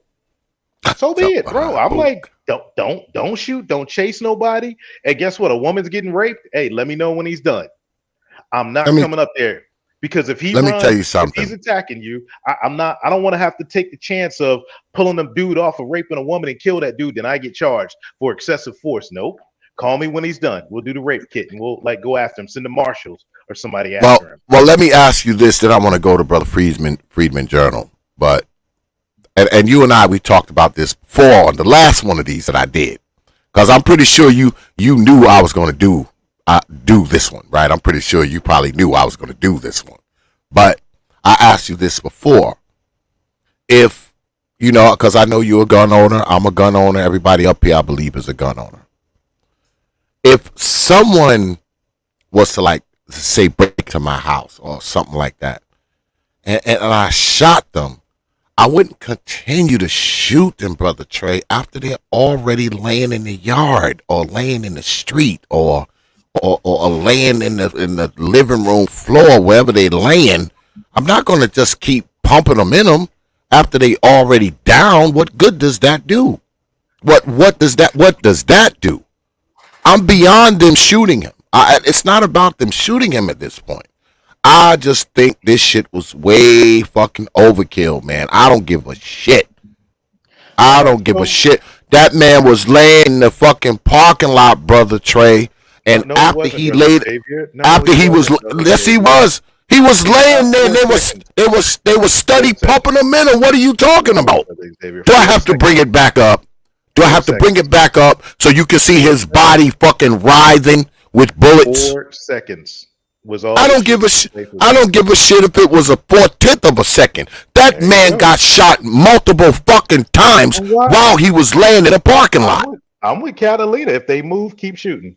And that's the thing. You're trying to now you're juxtaposing. You asked me a question, but instead of let me answer the question, you juxtapose this situation with a home invasion. Now, if Pook, to answer your question about the home invasion, if Pook runs up in my spot, I'm in Texas. If he's in my yard or he makes the fatal mistake of coming through my front door, he's getting rounds pumped in him until he stops moving. And I tell him once he stops moving, hey, dude, if you're still alive, if you even flinch, like rounds will continue to be fired at you. That is the next thing I'm saying. If they move, I watch plenty of donut operator. I see plenty of dudes get geeked up and just pop right up. So, hey, dude, if you move, I will shoot you again. I will do whatever it takes to protect my wife and my kids up in here. Dude, go ahead. Make my day Clint Eastwood style. I wouldn't say that because, I got all the cameras going in the house. But I'm saying I would let him know, dude, you move again, you're getting shot. That's it. But he is getting fired upon the first time until his threat is neutralized. You don't shoot and then wait to see what happens when he pops up because he's geeked up on fentanyl or something. You don't do that. You keep firing. As in the military, you move across the objective. Once you move across the objective, everything is secure. End of story. That's it. You're a murderer, man. You are kind of looking at this. You're a murderer, brother Trey. Oh shit, we lost brother. So you're a murderer. In the state of Texas, would I be a murderer? It could state in South Carolina because brother Trey, you say you have 40 calibers, right? I like pop caliber guns myself. If I hit you with that .50, if I hit you with that motherfucker twice, you're going to be on the ground, and your ass ain't popping up. I don't give a fuck how much fentanyl. I don't fuck how many goddamn fentanyl, how much fentanyl you own. You ain't after that. Dark. You graze him through and through, and he's on the ground pretending like you got him. Then what? Oh God, Trey, no.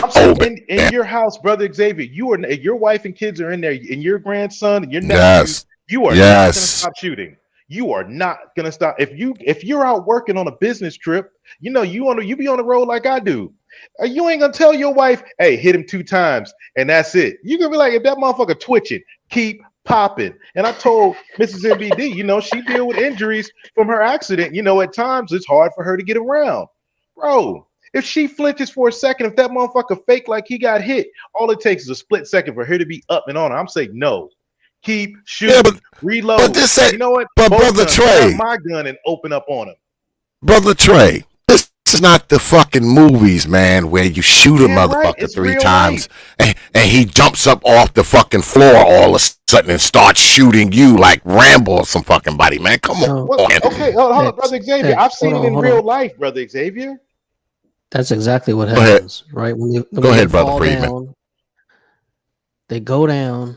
Actually, there's a real good video on it, but someone who gets shot isn't dead, right? If they go down, once their blood pressure comes back up because they're laying down, they can and most likely will get back up. I mean, that's just how it is. The video that explains this, let me go find it. But it's some little small dude gets hit with a rifle, a straight up rifle, and a rifle turns you into Swiss cheese on the inside, and he gets back up, right, after taking a couple at close range from a rifle. So yes, that does happen, right? And that's like the normal procedure, right? If their blood pressure doesn't drop and stay down, they will get back up.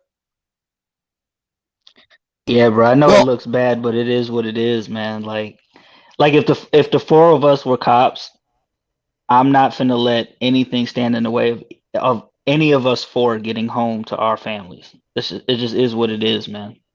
I get that. I get that, brother Freezone. I just think 90 fucking bullets, man. That's a lot of bullets for one person.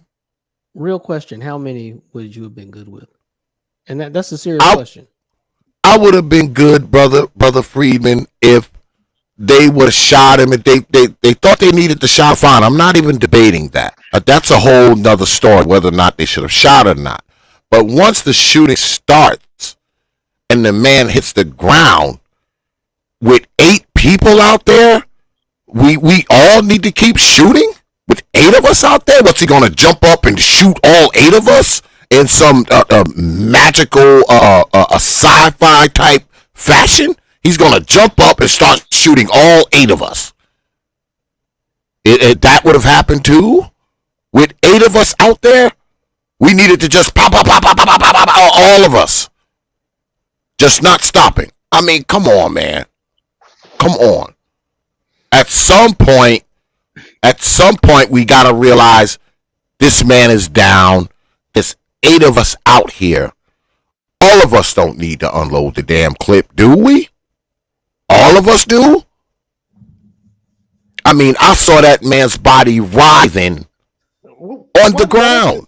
Why does that emotionally affect you so bad that a criminal did that, man? If he had just raped a it has nothing to do with him. It has nothing to do with him being a criminal or not, Trey. Why does it hit you so emotionally seeing that, brother Xavier? Because because I think the police should put too many bullets in Negroes. That's why.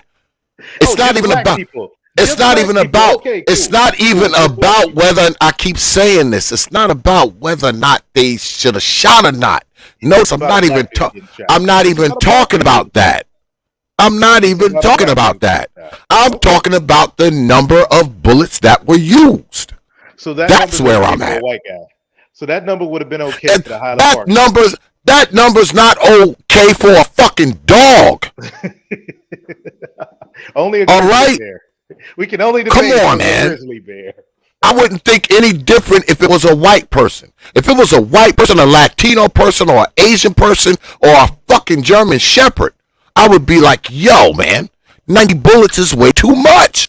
Well, unfortunately, brother Xavier, you're not the norm for the community. Most in the community are all in tears because it was a black man, and they're like, "Oh, no, that white girl, they got shot. That white woman, they all cheering for that." That's the way the community thinks, bro, and that's the reason why. What was it? The city of Philadelphia. Everybody's all mad at the mayor of Philadelphia because you know what? He's like, I can't wait till I'm done with this job. I'm tired of you motherfuckers.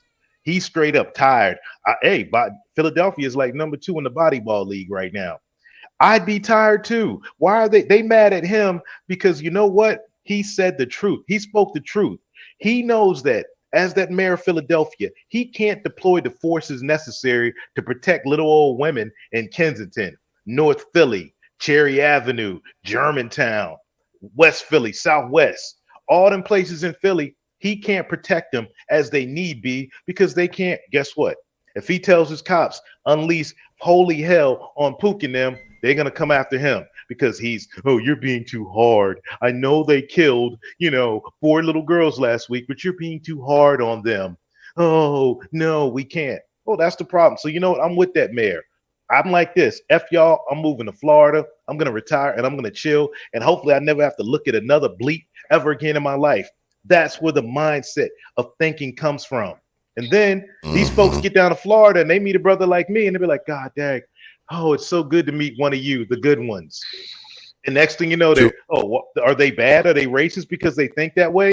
I'm going to say no, because I think the same way. If I go out, I'm glad I got 4 cops staying in my neighborhood.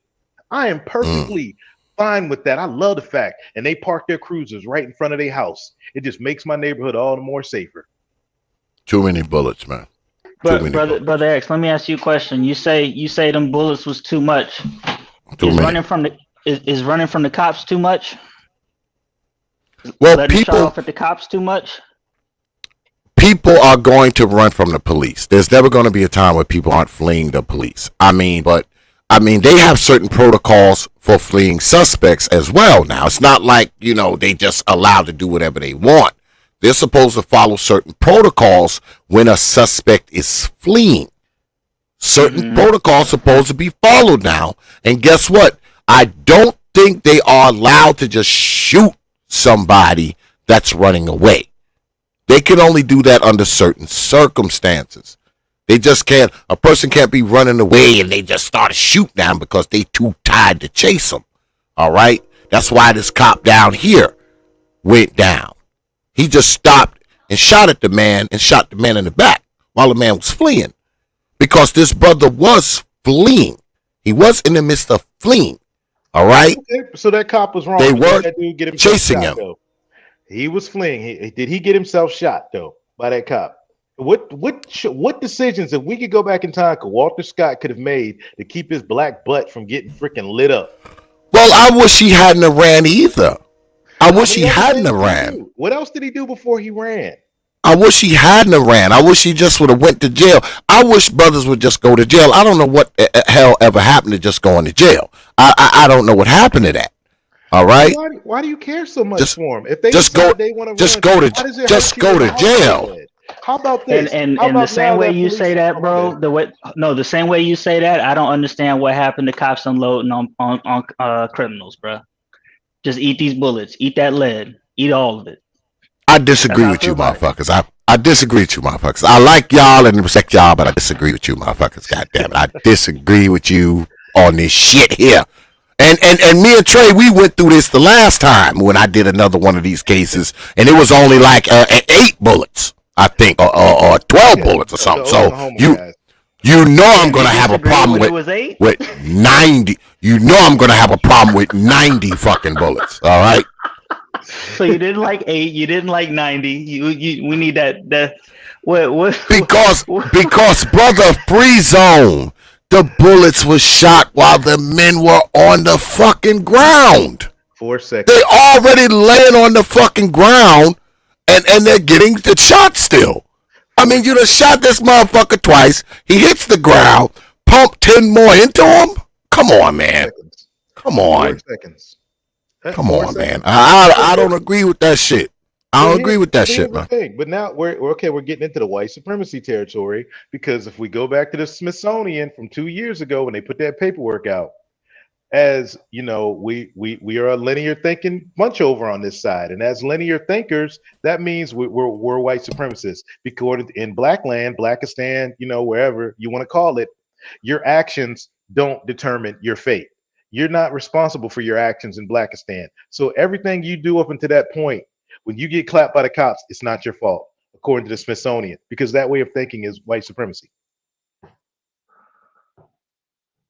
Hold on, give me 1 minute, y'all. I gotta go do something for like 2 minutes. I'll be right back. Y'all got it. Oh, no problem. But like I said, y'all, that linear way of thinking is just a cause and effect.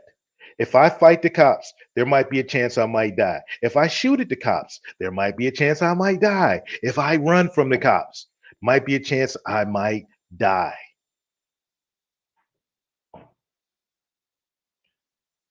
I mean, no, I agree. Like I don't care, man. I really don't. Whether it's 2 bullets, 3 bullets, 80 bullets, I don't care. Once you decide to cross over into crime, whatever happens to you happens to you. That's and it is what it is. Yeah. So like if you like, to me, running away from the cops is excessive. So you can excuse like everybody runs away from the cops. It's like nah, everybody don't run away from the cops. Some people abide. Some people, comply. Most people do, man. There's hundreds of millions of police encounters a year, and most everybody goes home. Yeah, and this idea of the situation where a person in a car with God knows what in his car can just do anything, and the cops' hands are tied. Like how much longer are cops' hands going to be tied? So I ain't with it, man. I ain't with it, and that goes for. I wish they would have pumped lead into the Chicago shooter too. Yeah, I mean, sometimes I'm like this. I be hoping, like, man, why he didn't resist? But it's just like, Somebody on my Facebook, man, put up like for this one, like a whole big gun display of like brothers that committed mass murders that got the Burger King treatment. Right, right. Yeah, like, and this is why I don't make it a race thing, man. I make it a criminal thing. Criminal actions lead to All right, I'm consequences. back. Oh, I'm back. I'm back with brothers that I respect, but I disagree with you, goddamn brothers up Respectfully here tonight. disagree. Absolutely, Yeah, man. I Absolutely. disagree. I disagree, man. Just too Cause many bullets, man. Just well, Whoa, the that the shit problem bothers me. is that I the didn't say problem. anything. You can't disagree with me. Oh shit, go, yeah. go ahead, baby. Go ahead. Go I ahead. mean, Go ahead, man. Go ahead and say something that I can disagree with. man, honestly, I'm just out of gas. I've been doing this since Rodney King. I mean, I just don't have it in me. You know what I mean? I just don't have it in me. Like if there were less circumstances leading up to it, and if it was actually went down as advertised, right? So when I say as advertised, I mean initially, of course, they left out the car chase, they left out shooting at the police and all that, right? So if that in fact it did not happen, then okay, right? But I after all of the it's been like this since Obama's after Obama got reelected, the midterms, right? What year was that? 2014. It's been like this every 2 years since 2014, you know? And I'm burned out. I'm just completely burned out. I can't do it anymore, And I knew 2022 was going to be the same thing, and it's not like no black men were shot last year, but the media is just has their hand up online Blackistan's ass, working their mouth like a puppet. I can't do it anymore. Seriously, I mean, look at Rittenhouse. I mean, good God, look at the Space's reaction to Rittenhouse, which had nothing to do with black people. Seriously, not a thing. And that's where I'm at with it. I'm just out of gas. I mean, it's unfortunate, but there's no but. It's unfortunate, and I've been arrested 4 times and lived to tell the tale. What's my secret? Yeah. Well, I Yeah, can't get on a high speed chase. I've had my issues with the cops too. And I've told people about this before. I actually got beat up by the cops when I was a young guy and sued them and won $40,000. Shit, this is when I think I was 20 at the time. And, I survived, obviously. Obviously, I survived. And I sued them and I won. Actually, we won 60, I think it was $62,000. And of course, I had to pay, a third of it went to my lawyer and some other shit and physical therapy costs and all that kind of shit. So I ended up with about 40 grand at the end of it all. So I know what it's like, right? I mean, I grew up, and I tell people this shit all the time. That's why I don't understand why motherfuckers be coming at me with this, oh, you don't believe in racism shit. I mean, I grew up in the suburbs of New York, man. And anybody who grew up in the suburbs of New York in the 70s and the 80s, they know how that place was, all right? Probably one of the most prejudiced, racist places on earth, all right? I'm talking on earth. I literally seen a cross burning on a lawn. Not down here in the South where I am now, but up there in the suburbs of New York in eastern Long Island. I literally saw a cross burning on a lawn with my own eyes when I was a young guy. So I'm familiar with the racism. I'm familiar with the bigotry. I'm familiar with racist policies and all that shit and racist police. Man, I grew up around that shit. Were they really racist, or were they just the result of because niggas don't know how to act right? I don't know, Brother Trey. You just got caught up in the middle of that because from the writings of Thomas Sowell and all the other, historians that are still alive, and everybody can say it on both sides that niggas didn't know how to act right. And because of that, when you act like animals, so a good upstanding brother like yourself gets caught up in the mix because you just happen to have the same shade of melanin as these dudes that can't act right. And from what SKC played today, that was from, probably between the time me and you were little brother Xavier from the 70s, when that upstanding brother in the suit was getting chased out the projects by the pro-black poop type. Man, it's gone on forever over here. You had those that didn't know how to act, and then those that acted right have paid the price because of that. Yeah, I understand that, brother Trey. I understand that. My parents, my dad, my old man, he always put that shit in our head. He was always like, look, y'all don't got to be like the rest of these niggas. All right, y'all ain't got to, I taught y'all better. I taught y'all to be responsible. I taught y'all to work hard. I taught y'all to never want anything that wasn't already yours. I was raised by a good man. All right, I talk about my old man a lot because our old man, he raised us right.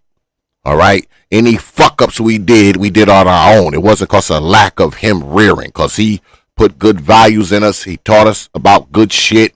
He didn't beat that racism fucking horse, in our heads. He never told us, oh, you can't do this because you're black. You can't go here because you're black. You're never going to be able to achieve this because you're black. And my dad is from Macon, Georgia.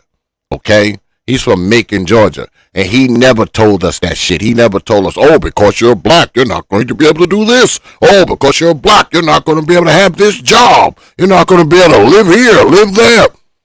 We never got that shit. All right? So I didn't grow up thinking that my color was an impediment. I just didn't grow up thinking that. And people will tell you, oh, man, racism, this, that. Like, man, I grew up in a very, very prejudiced part of the world. And still, I didn't live under the guise of my color because the way we were taught about racism is that the racism was their problem, not our problem. That's how we were raised and reared, that racist motherfuckers, the racism that they have towards you is their problem, not yours. So because the way we don't like, we don't like niggas now over here on this side. So that's our problem. We see their behavior. Their behavior is what, that's what I have no issue with anybody who's not, melanated that is racist towards the animals. I have no problem. I feel the same way. They come to my channel because they want to say exactly what I say. They're thinking what I'm saying. I call it out. And I'm sure a lot of them ghost watch your channel too, brother Xavier. A lot of them watch Ak Nation, SKC, because they are sick and tired because their country is being held hostage by the animals. And now you got the women, you got other daggone people less melanated trying to emulate the animals. And I don't want to be in a country like that. I'm like, if it comes to that, okay, cool. Bring redlining back. Is what it is. He said, bring redlining back. You got brothers on, even in the black manosphere, you got conservative brothers up here saying that things went south for black folks when integration happened. All right, cool. Go back to segregation. You know what? I'm going out west. I'm going to the Wild West like brothers did. I don't want to be part of segregation. I'm just going to go out and give me a homestead. But no, these guys want Keisha back to the table. Cool. Bring segregation back. Nah, I don't agree with that shit. I mean, it's like, well, they already are in, they're already redlining, right? And I just, actually I posted some articles in the Discord, but it was Atlanta and like Cobb County and then DeKalb County. They're not taking Section 8, basically. Right? Yeah. And a lot of these more derelict places, they're simply shutting them down, right? And this is happening in Rhode Island. It's happening in North Carolina. It's happening in Tennessee. I mean, you are redlining by other means, basically. Yeah. So it's kind of like we just aren't taking Section 8. No, thank you. Yeah, you can socioeconomically redline without, you don't have to just, write it, a certain geographic thing. You don't even have to do that, man, because you can price people the fuck out. All right. The amount of money it costs to live in a particular geographical area will pretty much dictate who's going to be there. All right. I mean, and I'm familiar with that too. because they do something called blockbusting down up in New York, in the suburbs of New York. They blockbust. They go ahead. They let the neighborhood go to shit. And then the few white people or Latino people or whatever that's there, they go to them and say, look, fucking look, these Negroes is here, I know you want $200,000 for your house, but because all these Negroes are here, it's only going to be worth $100, and they fuck around and get the house for $100, move to some bullshit people in there, and then let the fucking place just go to shit. Now the whole neighborhood goes to shit, right? Or if they don't do that, they'll go in there and they'll be like, well, look, they got these Negroes in here now. I know you want $250,000 for your house, but you're probably only going to get about $150 for it because there's so many niggas here. And they'll buy the fucking house for $150 and then turn around and sell it for $250. So I've seen all that shit before, too. I've seen all of that shit before. So, I mean, I know what it is when you got the Negroes on Long Island, what they used to do with this blockbusting shit when there was an area that they wanted to come in, like those corporate real estate people, they would literally hire people at times, and y'all can look this shit up if you think I'm lying. They would hire black people. They would hire like a black woman or a black man and a kid and give them like $100 just to have them walk through the fucking neighborhood with the dog and shit. And they would go, yeah, no shit, I'm telling you, look it up. They would hire black people to walk around in the fucking neighborhood when they wanted to get their hands on a house, especially if that house was for sale already. They'd go ahead, they would hire these black people, and they would let them off around the block, and they would pull up, as a potential buyer for the house, and they would get in there and talk to the people and be like, look, this neighborhood's really going to shit. Look these black people. And, the black people would be walking through, like walking with their kid or walking a dog. And they'd fuck around and get the house, man, for like 60% of what the fucking house was worth. They did it a lot, man. It's called blockbusting. I'm telling you, look it up. But was the neighborhood already shit? Well, I wouldn't say the neighborhood was already shit, but it would be a little bit of, I guess, white flight, right? Going on in some of the houses around there. And those last people who were trying to sell their houses because they was trying to get away from the Negroes, they would maybe want $250,000 for the house, $300,000 for the house.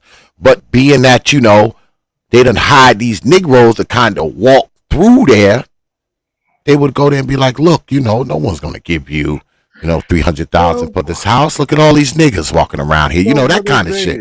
The Fair Housing Act, correct. And this is the thing about the civil rights movement and segregation ending. Okay, brothers, Martin and Malcolm had to die.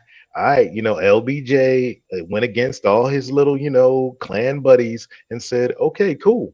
I'll sign this civil rights, all these civil rights laws, Fair Credit Reporting Act, the Equal Housing Act, all of it, including the Baby Mama Act. Man, LBJ signed it all. I said the Baby Mama Act. And, Carter came, right along, and who else? Nixon and Reagan, and nobody messed with these laws. And it got to the point now where, okay, everybody is equal. Nobody is stopping anybody from moving in any neighborhood.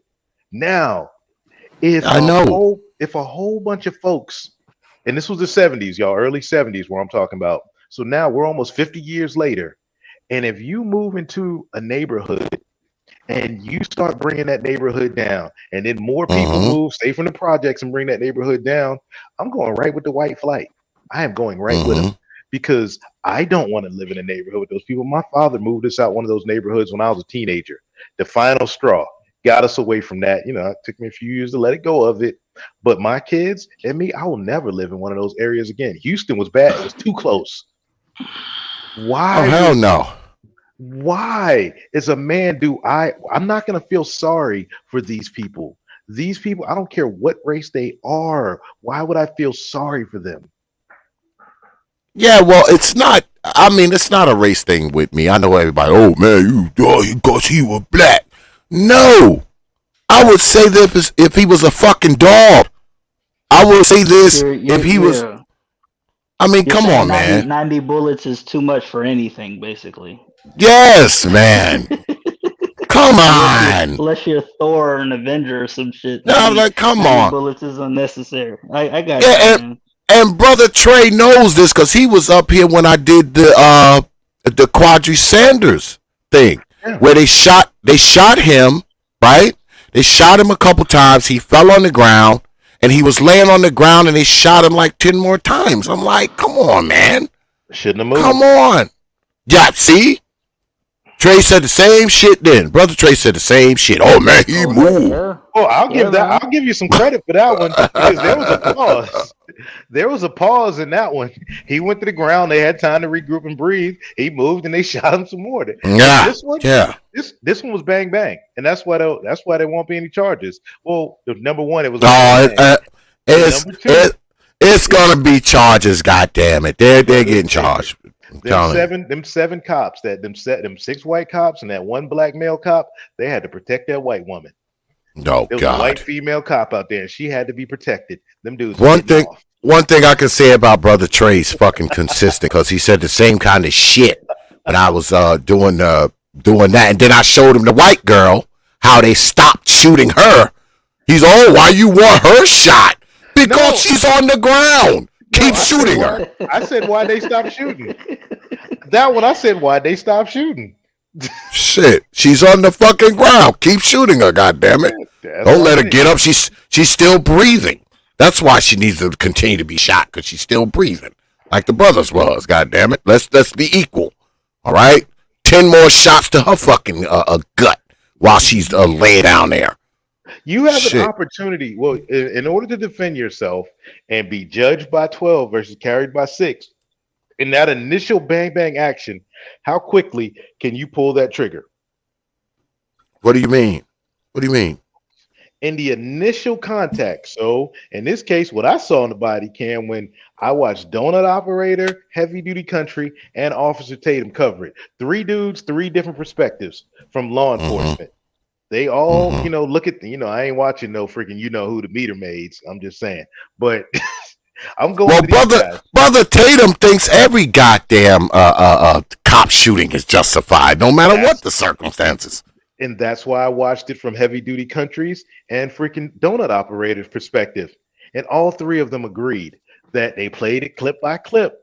And that last moment when he turned and raised his arm up, at that point, I went suicide by cop. And I guarantee you, every police officer that watched that film afterwards, when he turned and did what he did, and plus on top of that, he left the gun and his wedding ring on the seat. He was planning it while he was driving. It was already planned. So, dude, he chose. He knew how he wanted to go out. We can't be mad. He chose suicide. Why are you mad at the police for? The police. Well, what do you mean? Well, they got their maker. They gave him what he wanted, man. They gave him fine. Hold on real quick. Fine. I'm go ahead. Y'all know me. I'm God fearing. So now he has to go. All 8 of those cops have to go before they maker when they leave this earth, and it's up to God to decide whether this shooting was justified or not. Because at that moment, all they had to decide was they had a split second to decide when he turned around and raised his arm. Am I going to go home tonight to see my wife and kids, or that female cop, her husband and kids? They had a split second. And then they had 4 seconds to decide when to stop shooting. Well, not for nothing, right? I know his fiance had died recently. So he probably was in, some type of mourning, saddened state. I mean, I'm pretty sure that the brother was probably going through something because his fiance had just recently died. So, of course, his mind probably wasn't all the way there. He probably was going through something. But still, with all of that, you say, fine, I give you the argument. He wanted suicide by cop. So why not just jump out and start shooting? Why leave the gun behind and run and flee? Because he wanted to be a nigga. That's why. He could have just jumped out and started shooting. He didn't have to jump out the passenger side, leave the gun, and run through the field. He could have just jumped out, started shooting. That would have been suicide by a cop, wouldn't it? You said I don't think he was built like that, though. I think his record was clean. Like he didn't. I don't think he comes from that type of life. Just because he had a gun in the car and everything like that, I don't think he was, you know what I'm saying, necessarily built like that. Like that might have been his first or second piece of like real type drama with Yeah, cause he didn't have a criminal record. He didn't have a record, so it wasn't like he had just got out of jail or had just robbed a liquor store. He wasn't a quote unquote criminal on paper. I don't know what other shit he's done, but he wasn't a criminal on paper. Brother Xavier, he ran from the cops the night before. This is it. I apologize. Okay. No, he ran. He did the exact. He ran from the cops from doing what? From what?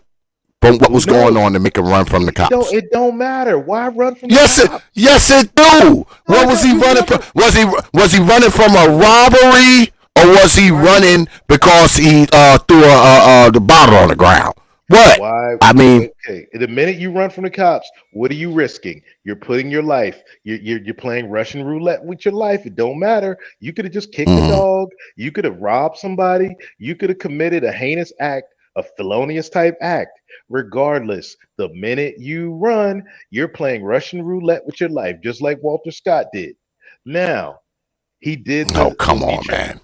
Did he want it to happen the night before, and he just got the wrong cops that didn't come after him? So the next night, okay, let me up the ante. Now, all his actions, running from the cops the night before, driving with a vehicle, I don't know, the tail light was out or something was wrong with the vehicle. He might have busted his own tail light out so he would get stopped. So that's 2 things. Now, high speed chase. 3 things. Bust his whole light out. Come on. Yeah. I don't know. I'm just speculating there. But here's the 4th thing. The fire, the shot, the cop. That's 5. Now, 6, stops the car, leaves it running, runs from the cops. 7, they tell you to stop. You don't stop. How many things do you, how many bullets in Russian roulette do you get in revolver? It's only a 6th shot. He's already dead by now. So he's done all these things that led to the end of his life. So you're in saying a ski mask, mind you, too, in the middle of the summer.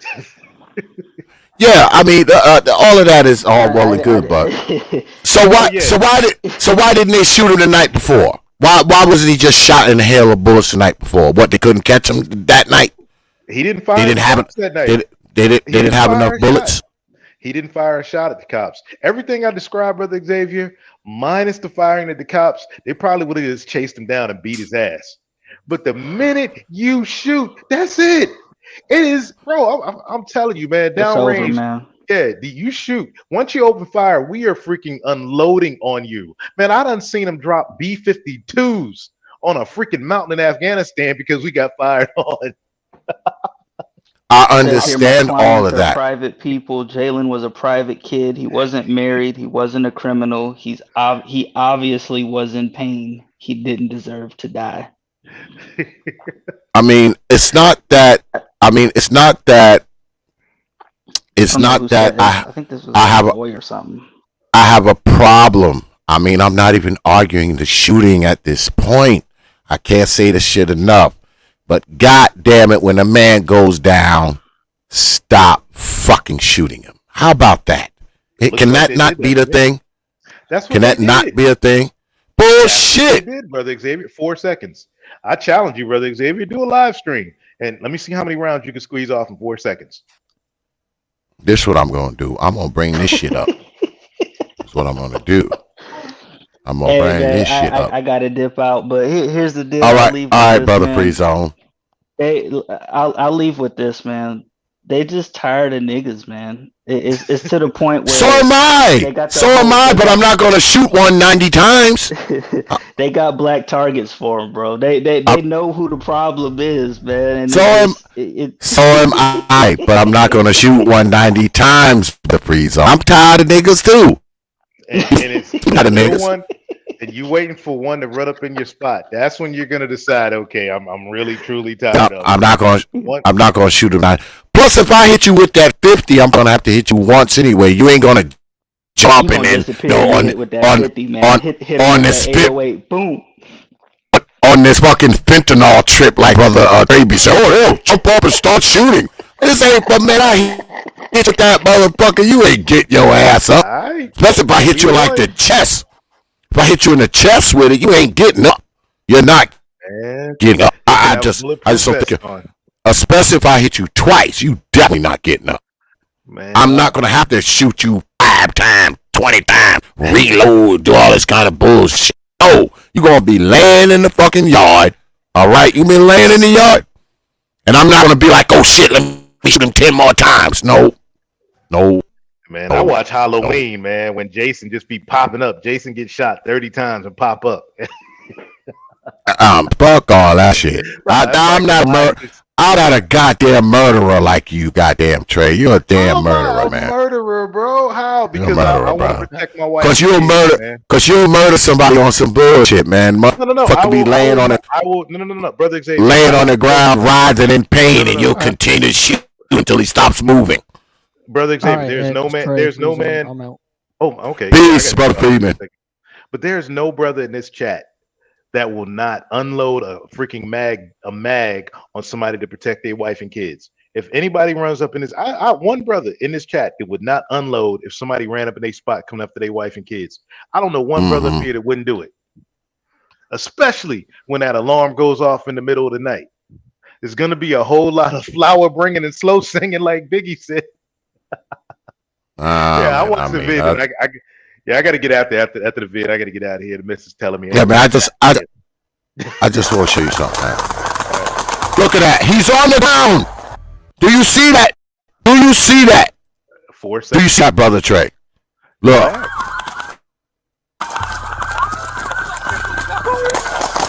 Pow. Okay. He's on the ground now, right? You see him there on the ground? Yeah. Do you see him on the ground? And look what happens after he's on the ground. 4 seconds. Look at that. Okay. That man is laying prone on the ground, man. So, brother Xavier, you're running from the cops. Why do you turn and lift your arm up? Why did he turn and lift his arm? Is he lifting his arm up? Is he lifting his arm up now? It don't matter. Once you do, they're going to shoot to neutralize. This isn't me, brother Xavier. This isn't even my opinion. This is daggone standard operating procedures. You shoot until the subject is neutralized. It ain't you shoot until he's no. It's you shoot until he's neutralized, not until one of my emotions kicking. Isn't he neutralized once he's laying stretched on the fucking parking lot? Okay, brother Xavier. He's not neutralized. He's not neutralized. Brother Xavier, you do he look neutralized? Look at it where he's at. He looks like a fucking right. Does he look neutralized to you? Does he look neutralized? Yeah, but now, hey, have you played the whole video out? I don't know yet. I'm keeping my weapon trained on him. They handcuffed him. Who knows? You don't know if he is or not.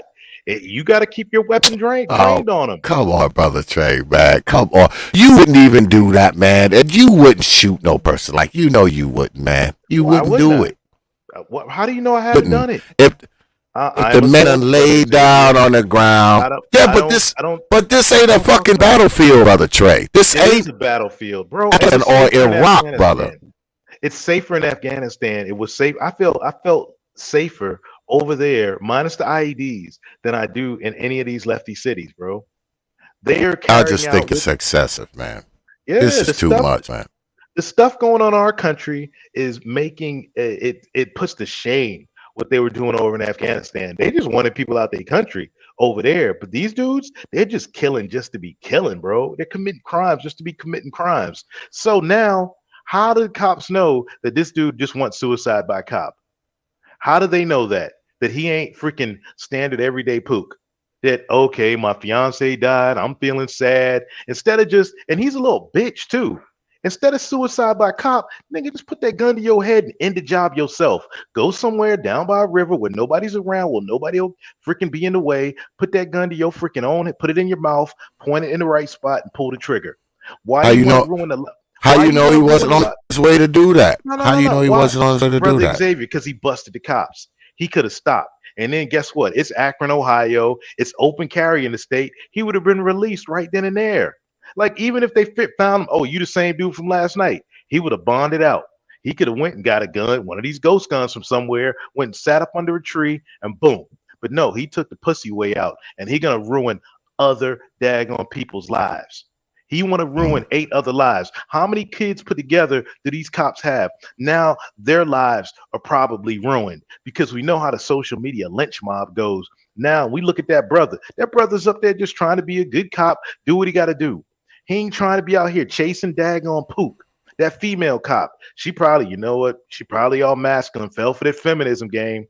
Instead of just being a good housewife, I want to go out there and be a dude. Now her life is daggone ruined. And I ain't, along with the other cops, their lives and their kids' lives, their wives' lives, their parents' lives are now changed because this idiot was too much of a pussy just to put the gun to his own head and pull the trigger. They bought it all themselves, goddamn. I can't wait to see him get arrested, goddamn. I want to see him I need to see an arrest. Fuck. I need to see a fucking arrest for this shit. I need to see an arrest. But you said, man, you see that man. You see that man laying on the goddamn street, man. Fucking, he ain't a threat. No fucking body laying there like a fucking sack of fucking apples. Come on. Man, that means absolutely zero. That means absolutely zero. I know it don't. See, these cops, they just like you, Trey. That's why they fucking gonna get arrested.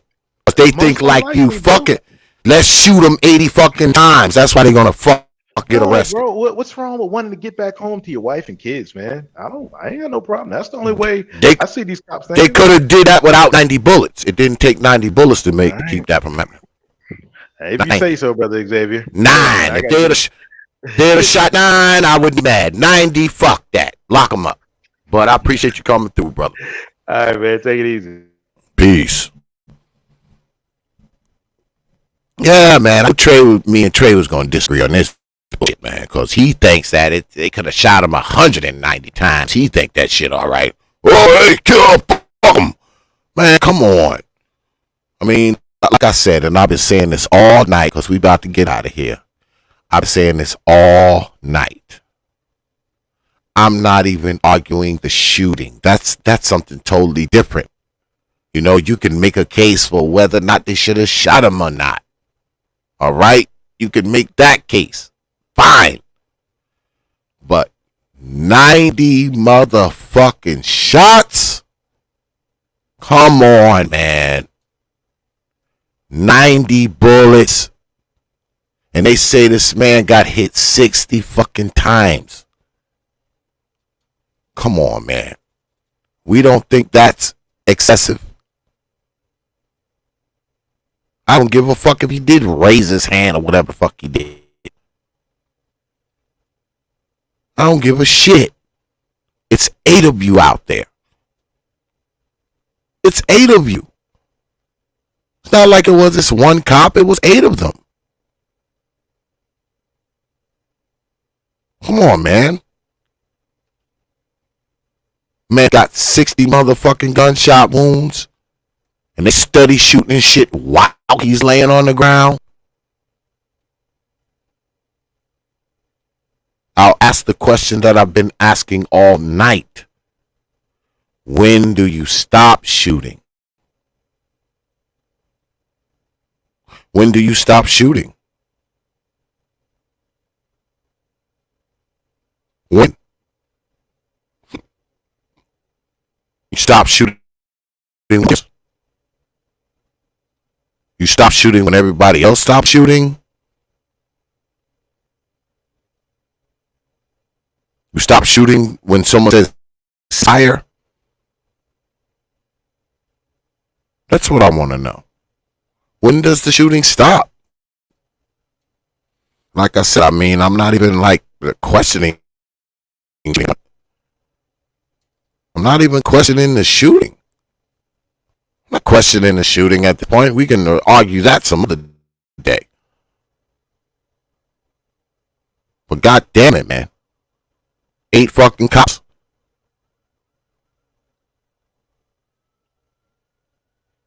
Dumping 10 at the man apiece.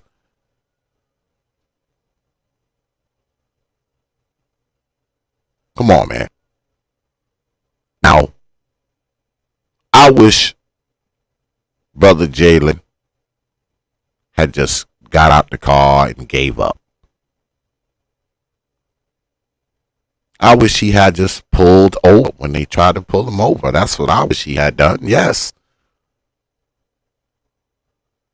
I don't think it's worth dying over a fucking traffic ticket or even the possession of a firearm. And being that he did have a criminal record, him just having a firearm wouldn't be a crime. In Ohio, I think Ohio's an open carry state, so simply possessing a firearm is not a crime if you don't have a criminal record. So, I mean, nothing would have happened over that. And even if it was, say the gun was illegal, I still don't think he should have ended up laying in this fucking parking lot the way he did. Over it.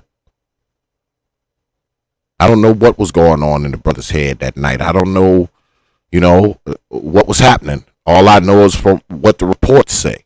The reports say his fiance recently died. So I'm pretty sure, he was going through something, I'm sure. His lady just died, Of course he was going through something. But shit, we don't know what he was thinking. We don't even know why he was riding around with the gun. We don't know why he didn't stop. We don't know why he had the cops go on a chase. We don't know why he allegedly shot out the window. We don't know why any of that. We don't know why he ran.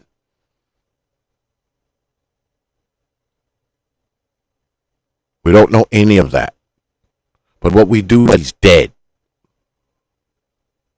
That's something we all know, right? And what we also know, 90 bullets were fired. We know that. We also know that he had 60 gunshot wounds. We know that. Right? We know all of that though, right?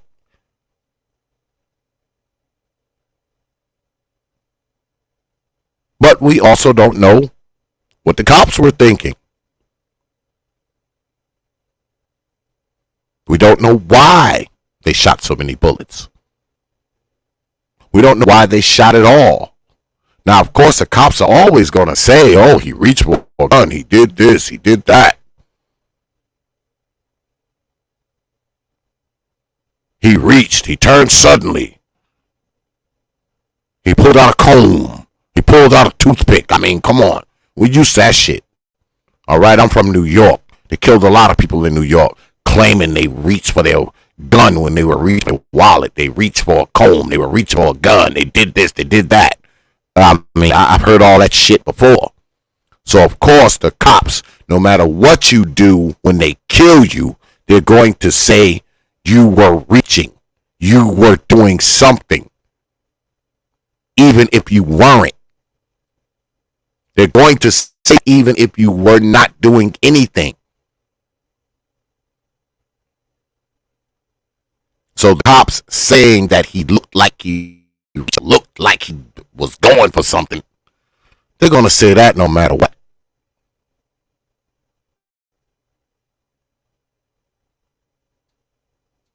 But the fact remains that the gun was found in the car. It wasn't found on him. So no matter what the fuck they say, they can't pull that he pulled the gun shit. Or he shot at them shit. At least not in that parking lot. And from what the film showed, and fired at the cops when he was driving. There's nothing concrete saying he shot at the cops. Just allegedly there was a shot fired. There's nothing concrete saying that he shot at the police. We're not there yet. All right?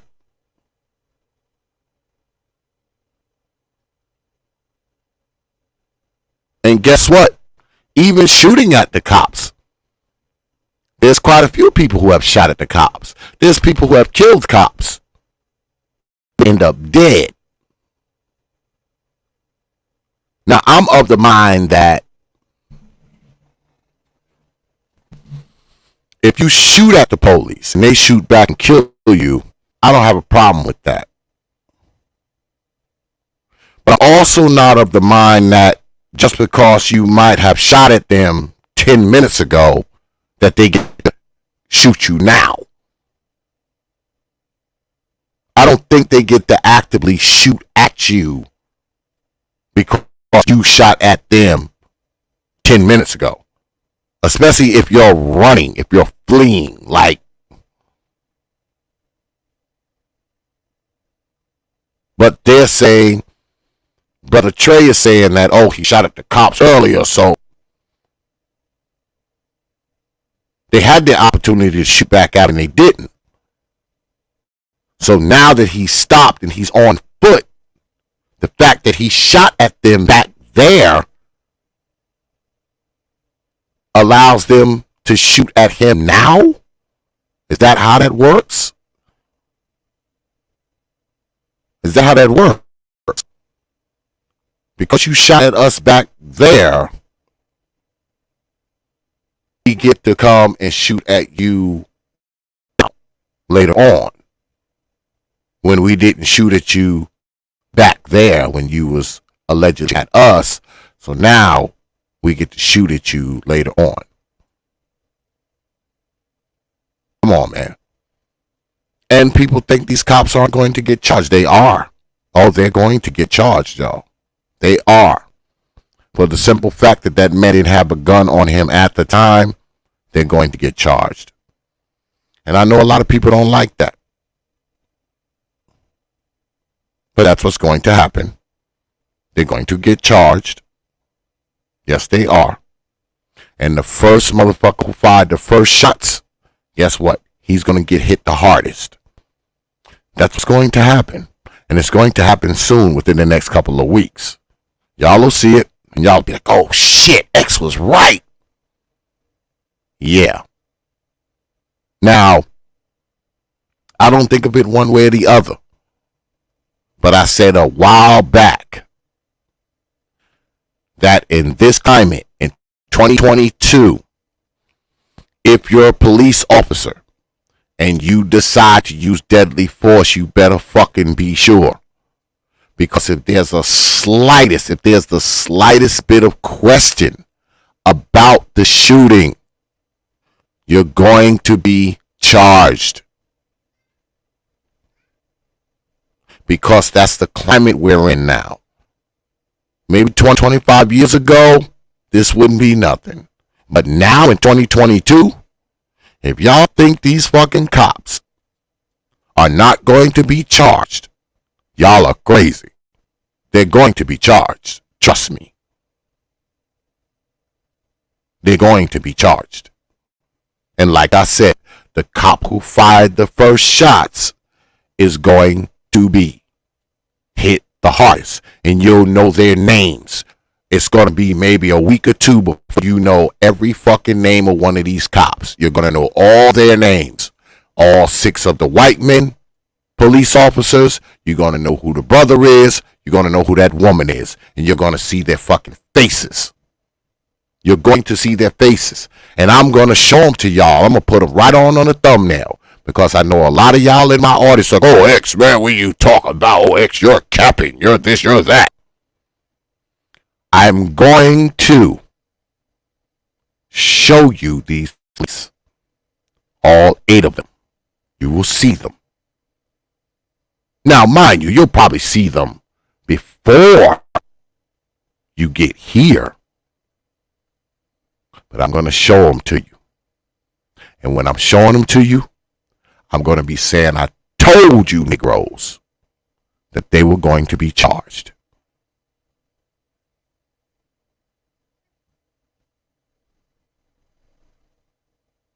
They're going to be charged, brothers.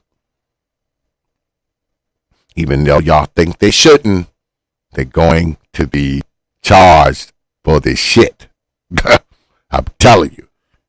Probably within the next week or two, I would imagine. And of course, I'm going to slap their faces up here for y'all to see. Because I'm going to gloat like a motherfucker. I'm going to gloat and say, see, I told you, Negroes.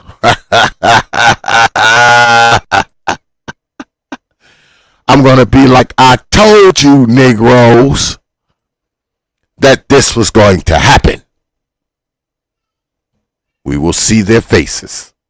And it won't be long. Trust me.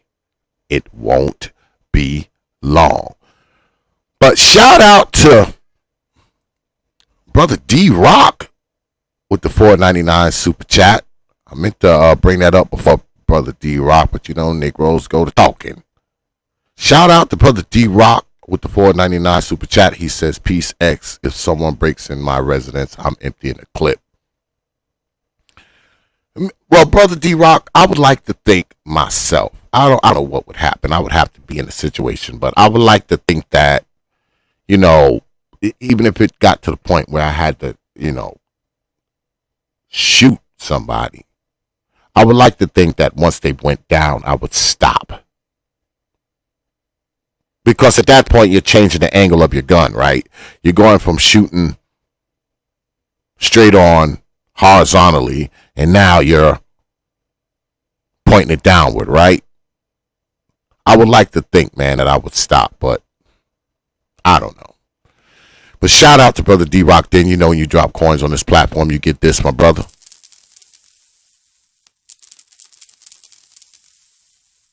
I appreciate you dropping your hard-earned coins on this platform.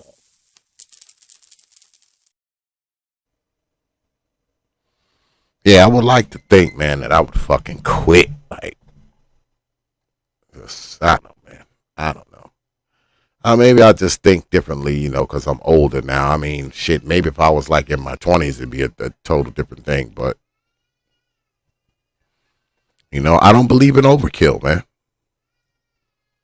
And I know y'all like, oh, X, man, you looking out. Oh, you looking out for the criminals. Oh, X, you defending the criminals. No, the fuck I'm not. I'm not defending no fucking criminals. I'm not defending them. I just don't think that a person needs to be shot 30 and 40 and 50 times to be subdued. And like I was telling Brother Free Zone, like, you know, I mean, at some point, the cops have to be different from the criminals, right? They have to be different. That's what makes them cops, right? They can't be capable of the same shit that the criminals are. They're supposed to have more discernment, more control. They're supposed to be more intelligent, right? That's why they're the police. That's why they're the police and not the perpetrators, right? They're the intelligent people with the guns. They're the controlled people with the guns, right? They're the trained people with the guns. We need to be able to distinguish the police and the perpetrators, right? We can't have the police doing the same thing that a perpetrator will do. Now, don't get me wrong. I'm all for cops locking motherfuckers up and, you know, enforcing the laws and putting motherfuckers in jail. And goddamn it, if you have to kill one of these motherfuckers, hey, that too, if it comes down to it.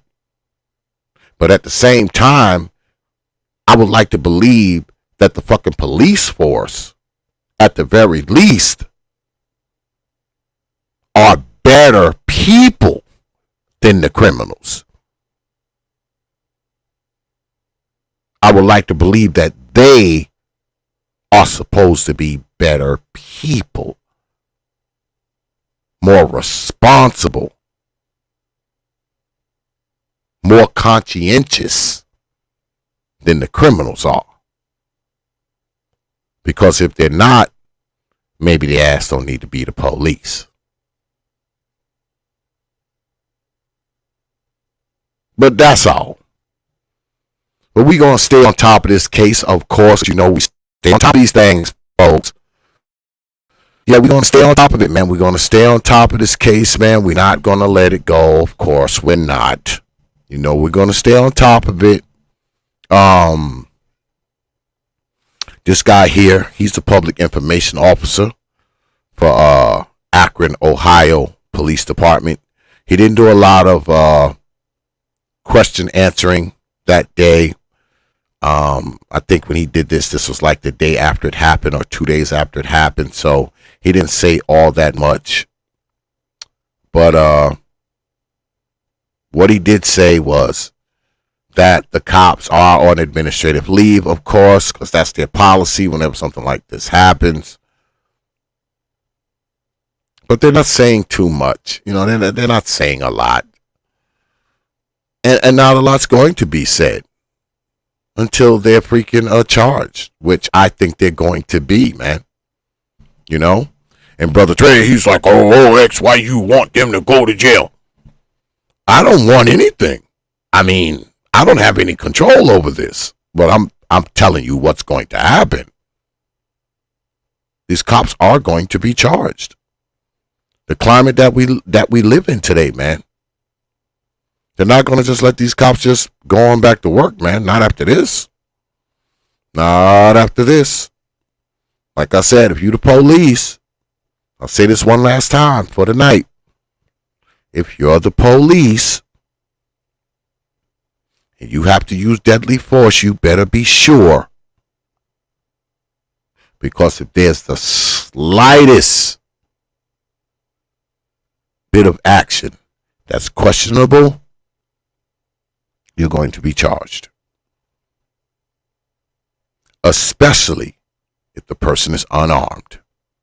If they got a gun or whatever, that's one thing. But no gun, cops are getting charged. It's the world we live in, folks. Good, bad, or indifferent, that's the world we live in. But anyway, let me go ahead and hit y'all in the head with T.P.O.T's programming notes. Because we're going to finish the week out with one more show, of course. And this show is going to be actually a continuation of last week's show, and it's going to be Saturday because Brother JR is going to be here. And you know, we did the show last weekend where we said, is racism our biggest problem? And I had a bunch of brothers on who were saying it wasn't. They begged to differ. This week, Brother JR is going to be here because he did write me and he said, X, I want to come on. You know, I'm a liberal Democrat. I do believe racism is our major problem, etc., etc. So this week, Brother JR will be here Saturday, 8 p.m. Eastern Time, and he's saying racism is our biggest problem. And he's going to come here. He's going to lay it out. He's going to talk about it. And he's taking on challengers. He's taking on challengers. So any of you brothers who want to challenge him, you'll be able to come up and, you know, you and him can square off. And I mean people who want to challenge him. I don't want no people up here that fucking agree with him. All right? People who want to challenge him. All right? All right. So, let's go ahead, man, and wrap this up. I appreciate everybody coming out tonight, man. Like always, man, you could have spent your Thursday night anywhere. You decided to spend it here. It is appreciated, man. I don't take you good folks lightly. I never have, and I never will. You got my word on that. But I'll close out with this, man. Like I told Brother Trey, Brother Friedman Journal, and Brother Free Zone Lou, you don't need 90 bullets to stop a fucking grizzly bear. You don't need 90 bullets, man, to stop a goddamn lion. I don't give a shit what they say, man. You don't need 90 bullets to stop a man. Especially a man that you're chasing.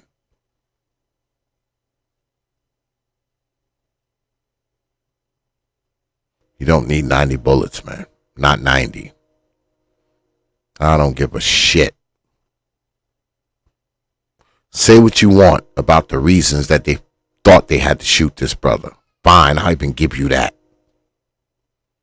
But don't sit up here and tell me that fucking 90 bullets was necessary. 60 bullets was necessary. 50 bullets was necessary. Come on, man. Come on. But anyway, shout out, man, to Brother Free Zone, Brother Freedman Journal, and Brother Trey for coming up here, man, and riding shotgun for a little while, man. It's always appreciated, man. Like I said, man, I will see y'all Saturday night, 8 p.m. Eastern Time, right here on the T.P.O.T YouTube page. You Negroes know. So, with that, I will leave you good folk with 3 words you know, like I always do.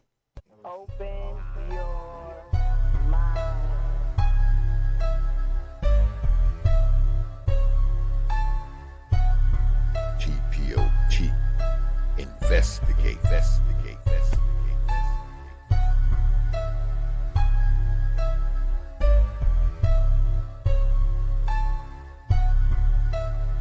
Think about this. Think about this.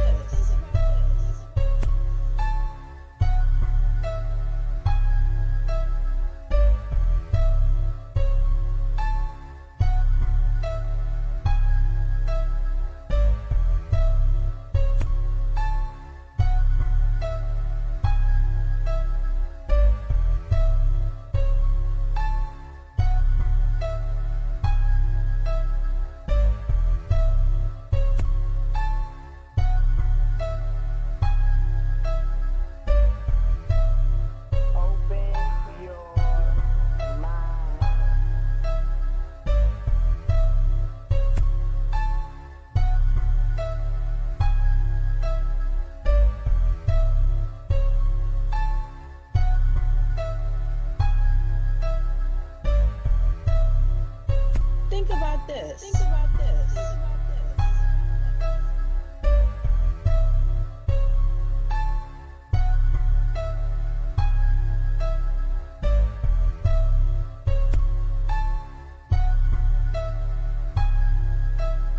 T.P.O.T. Investigate.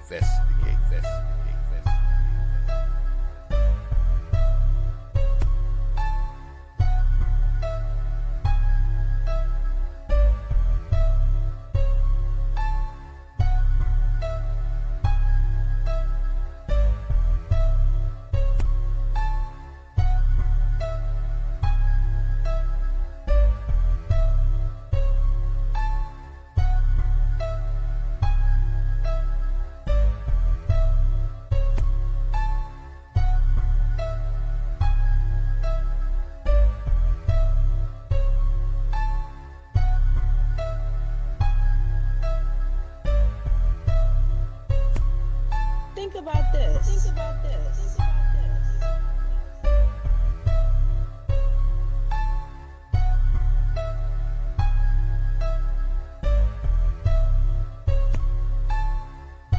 T.P.O.T. Investigate.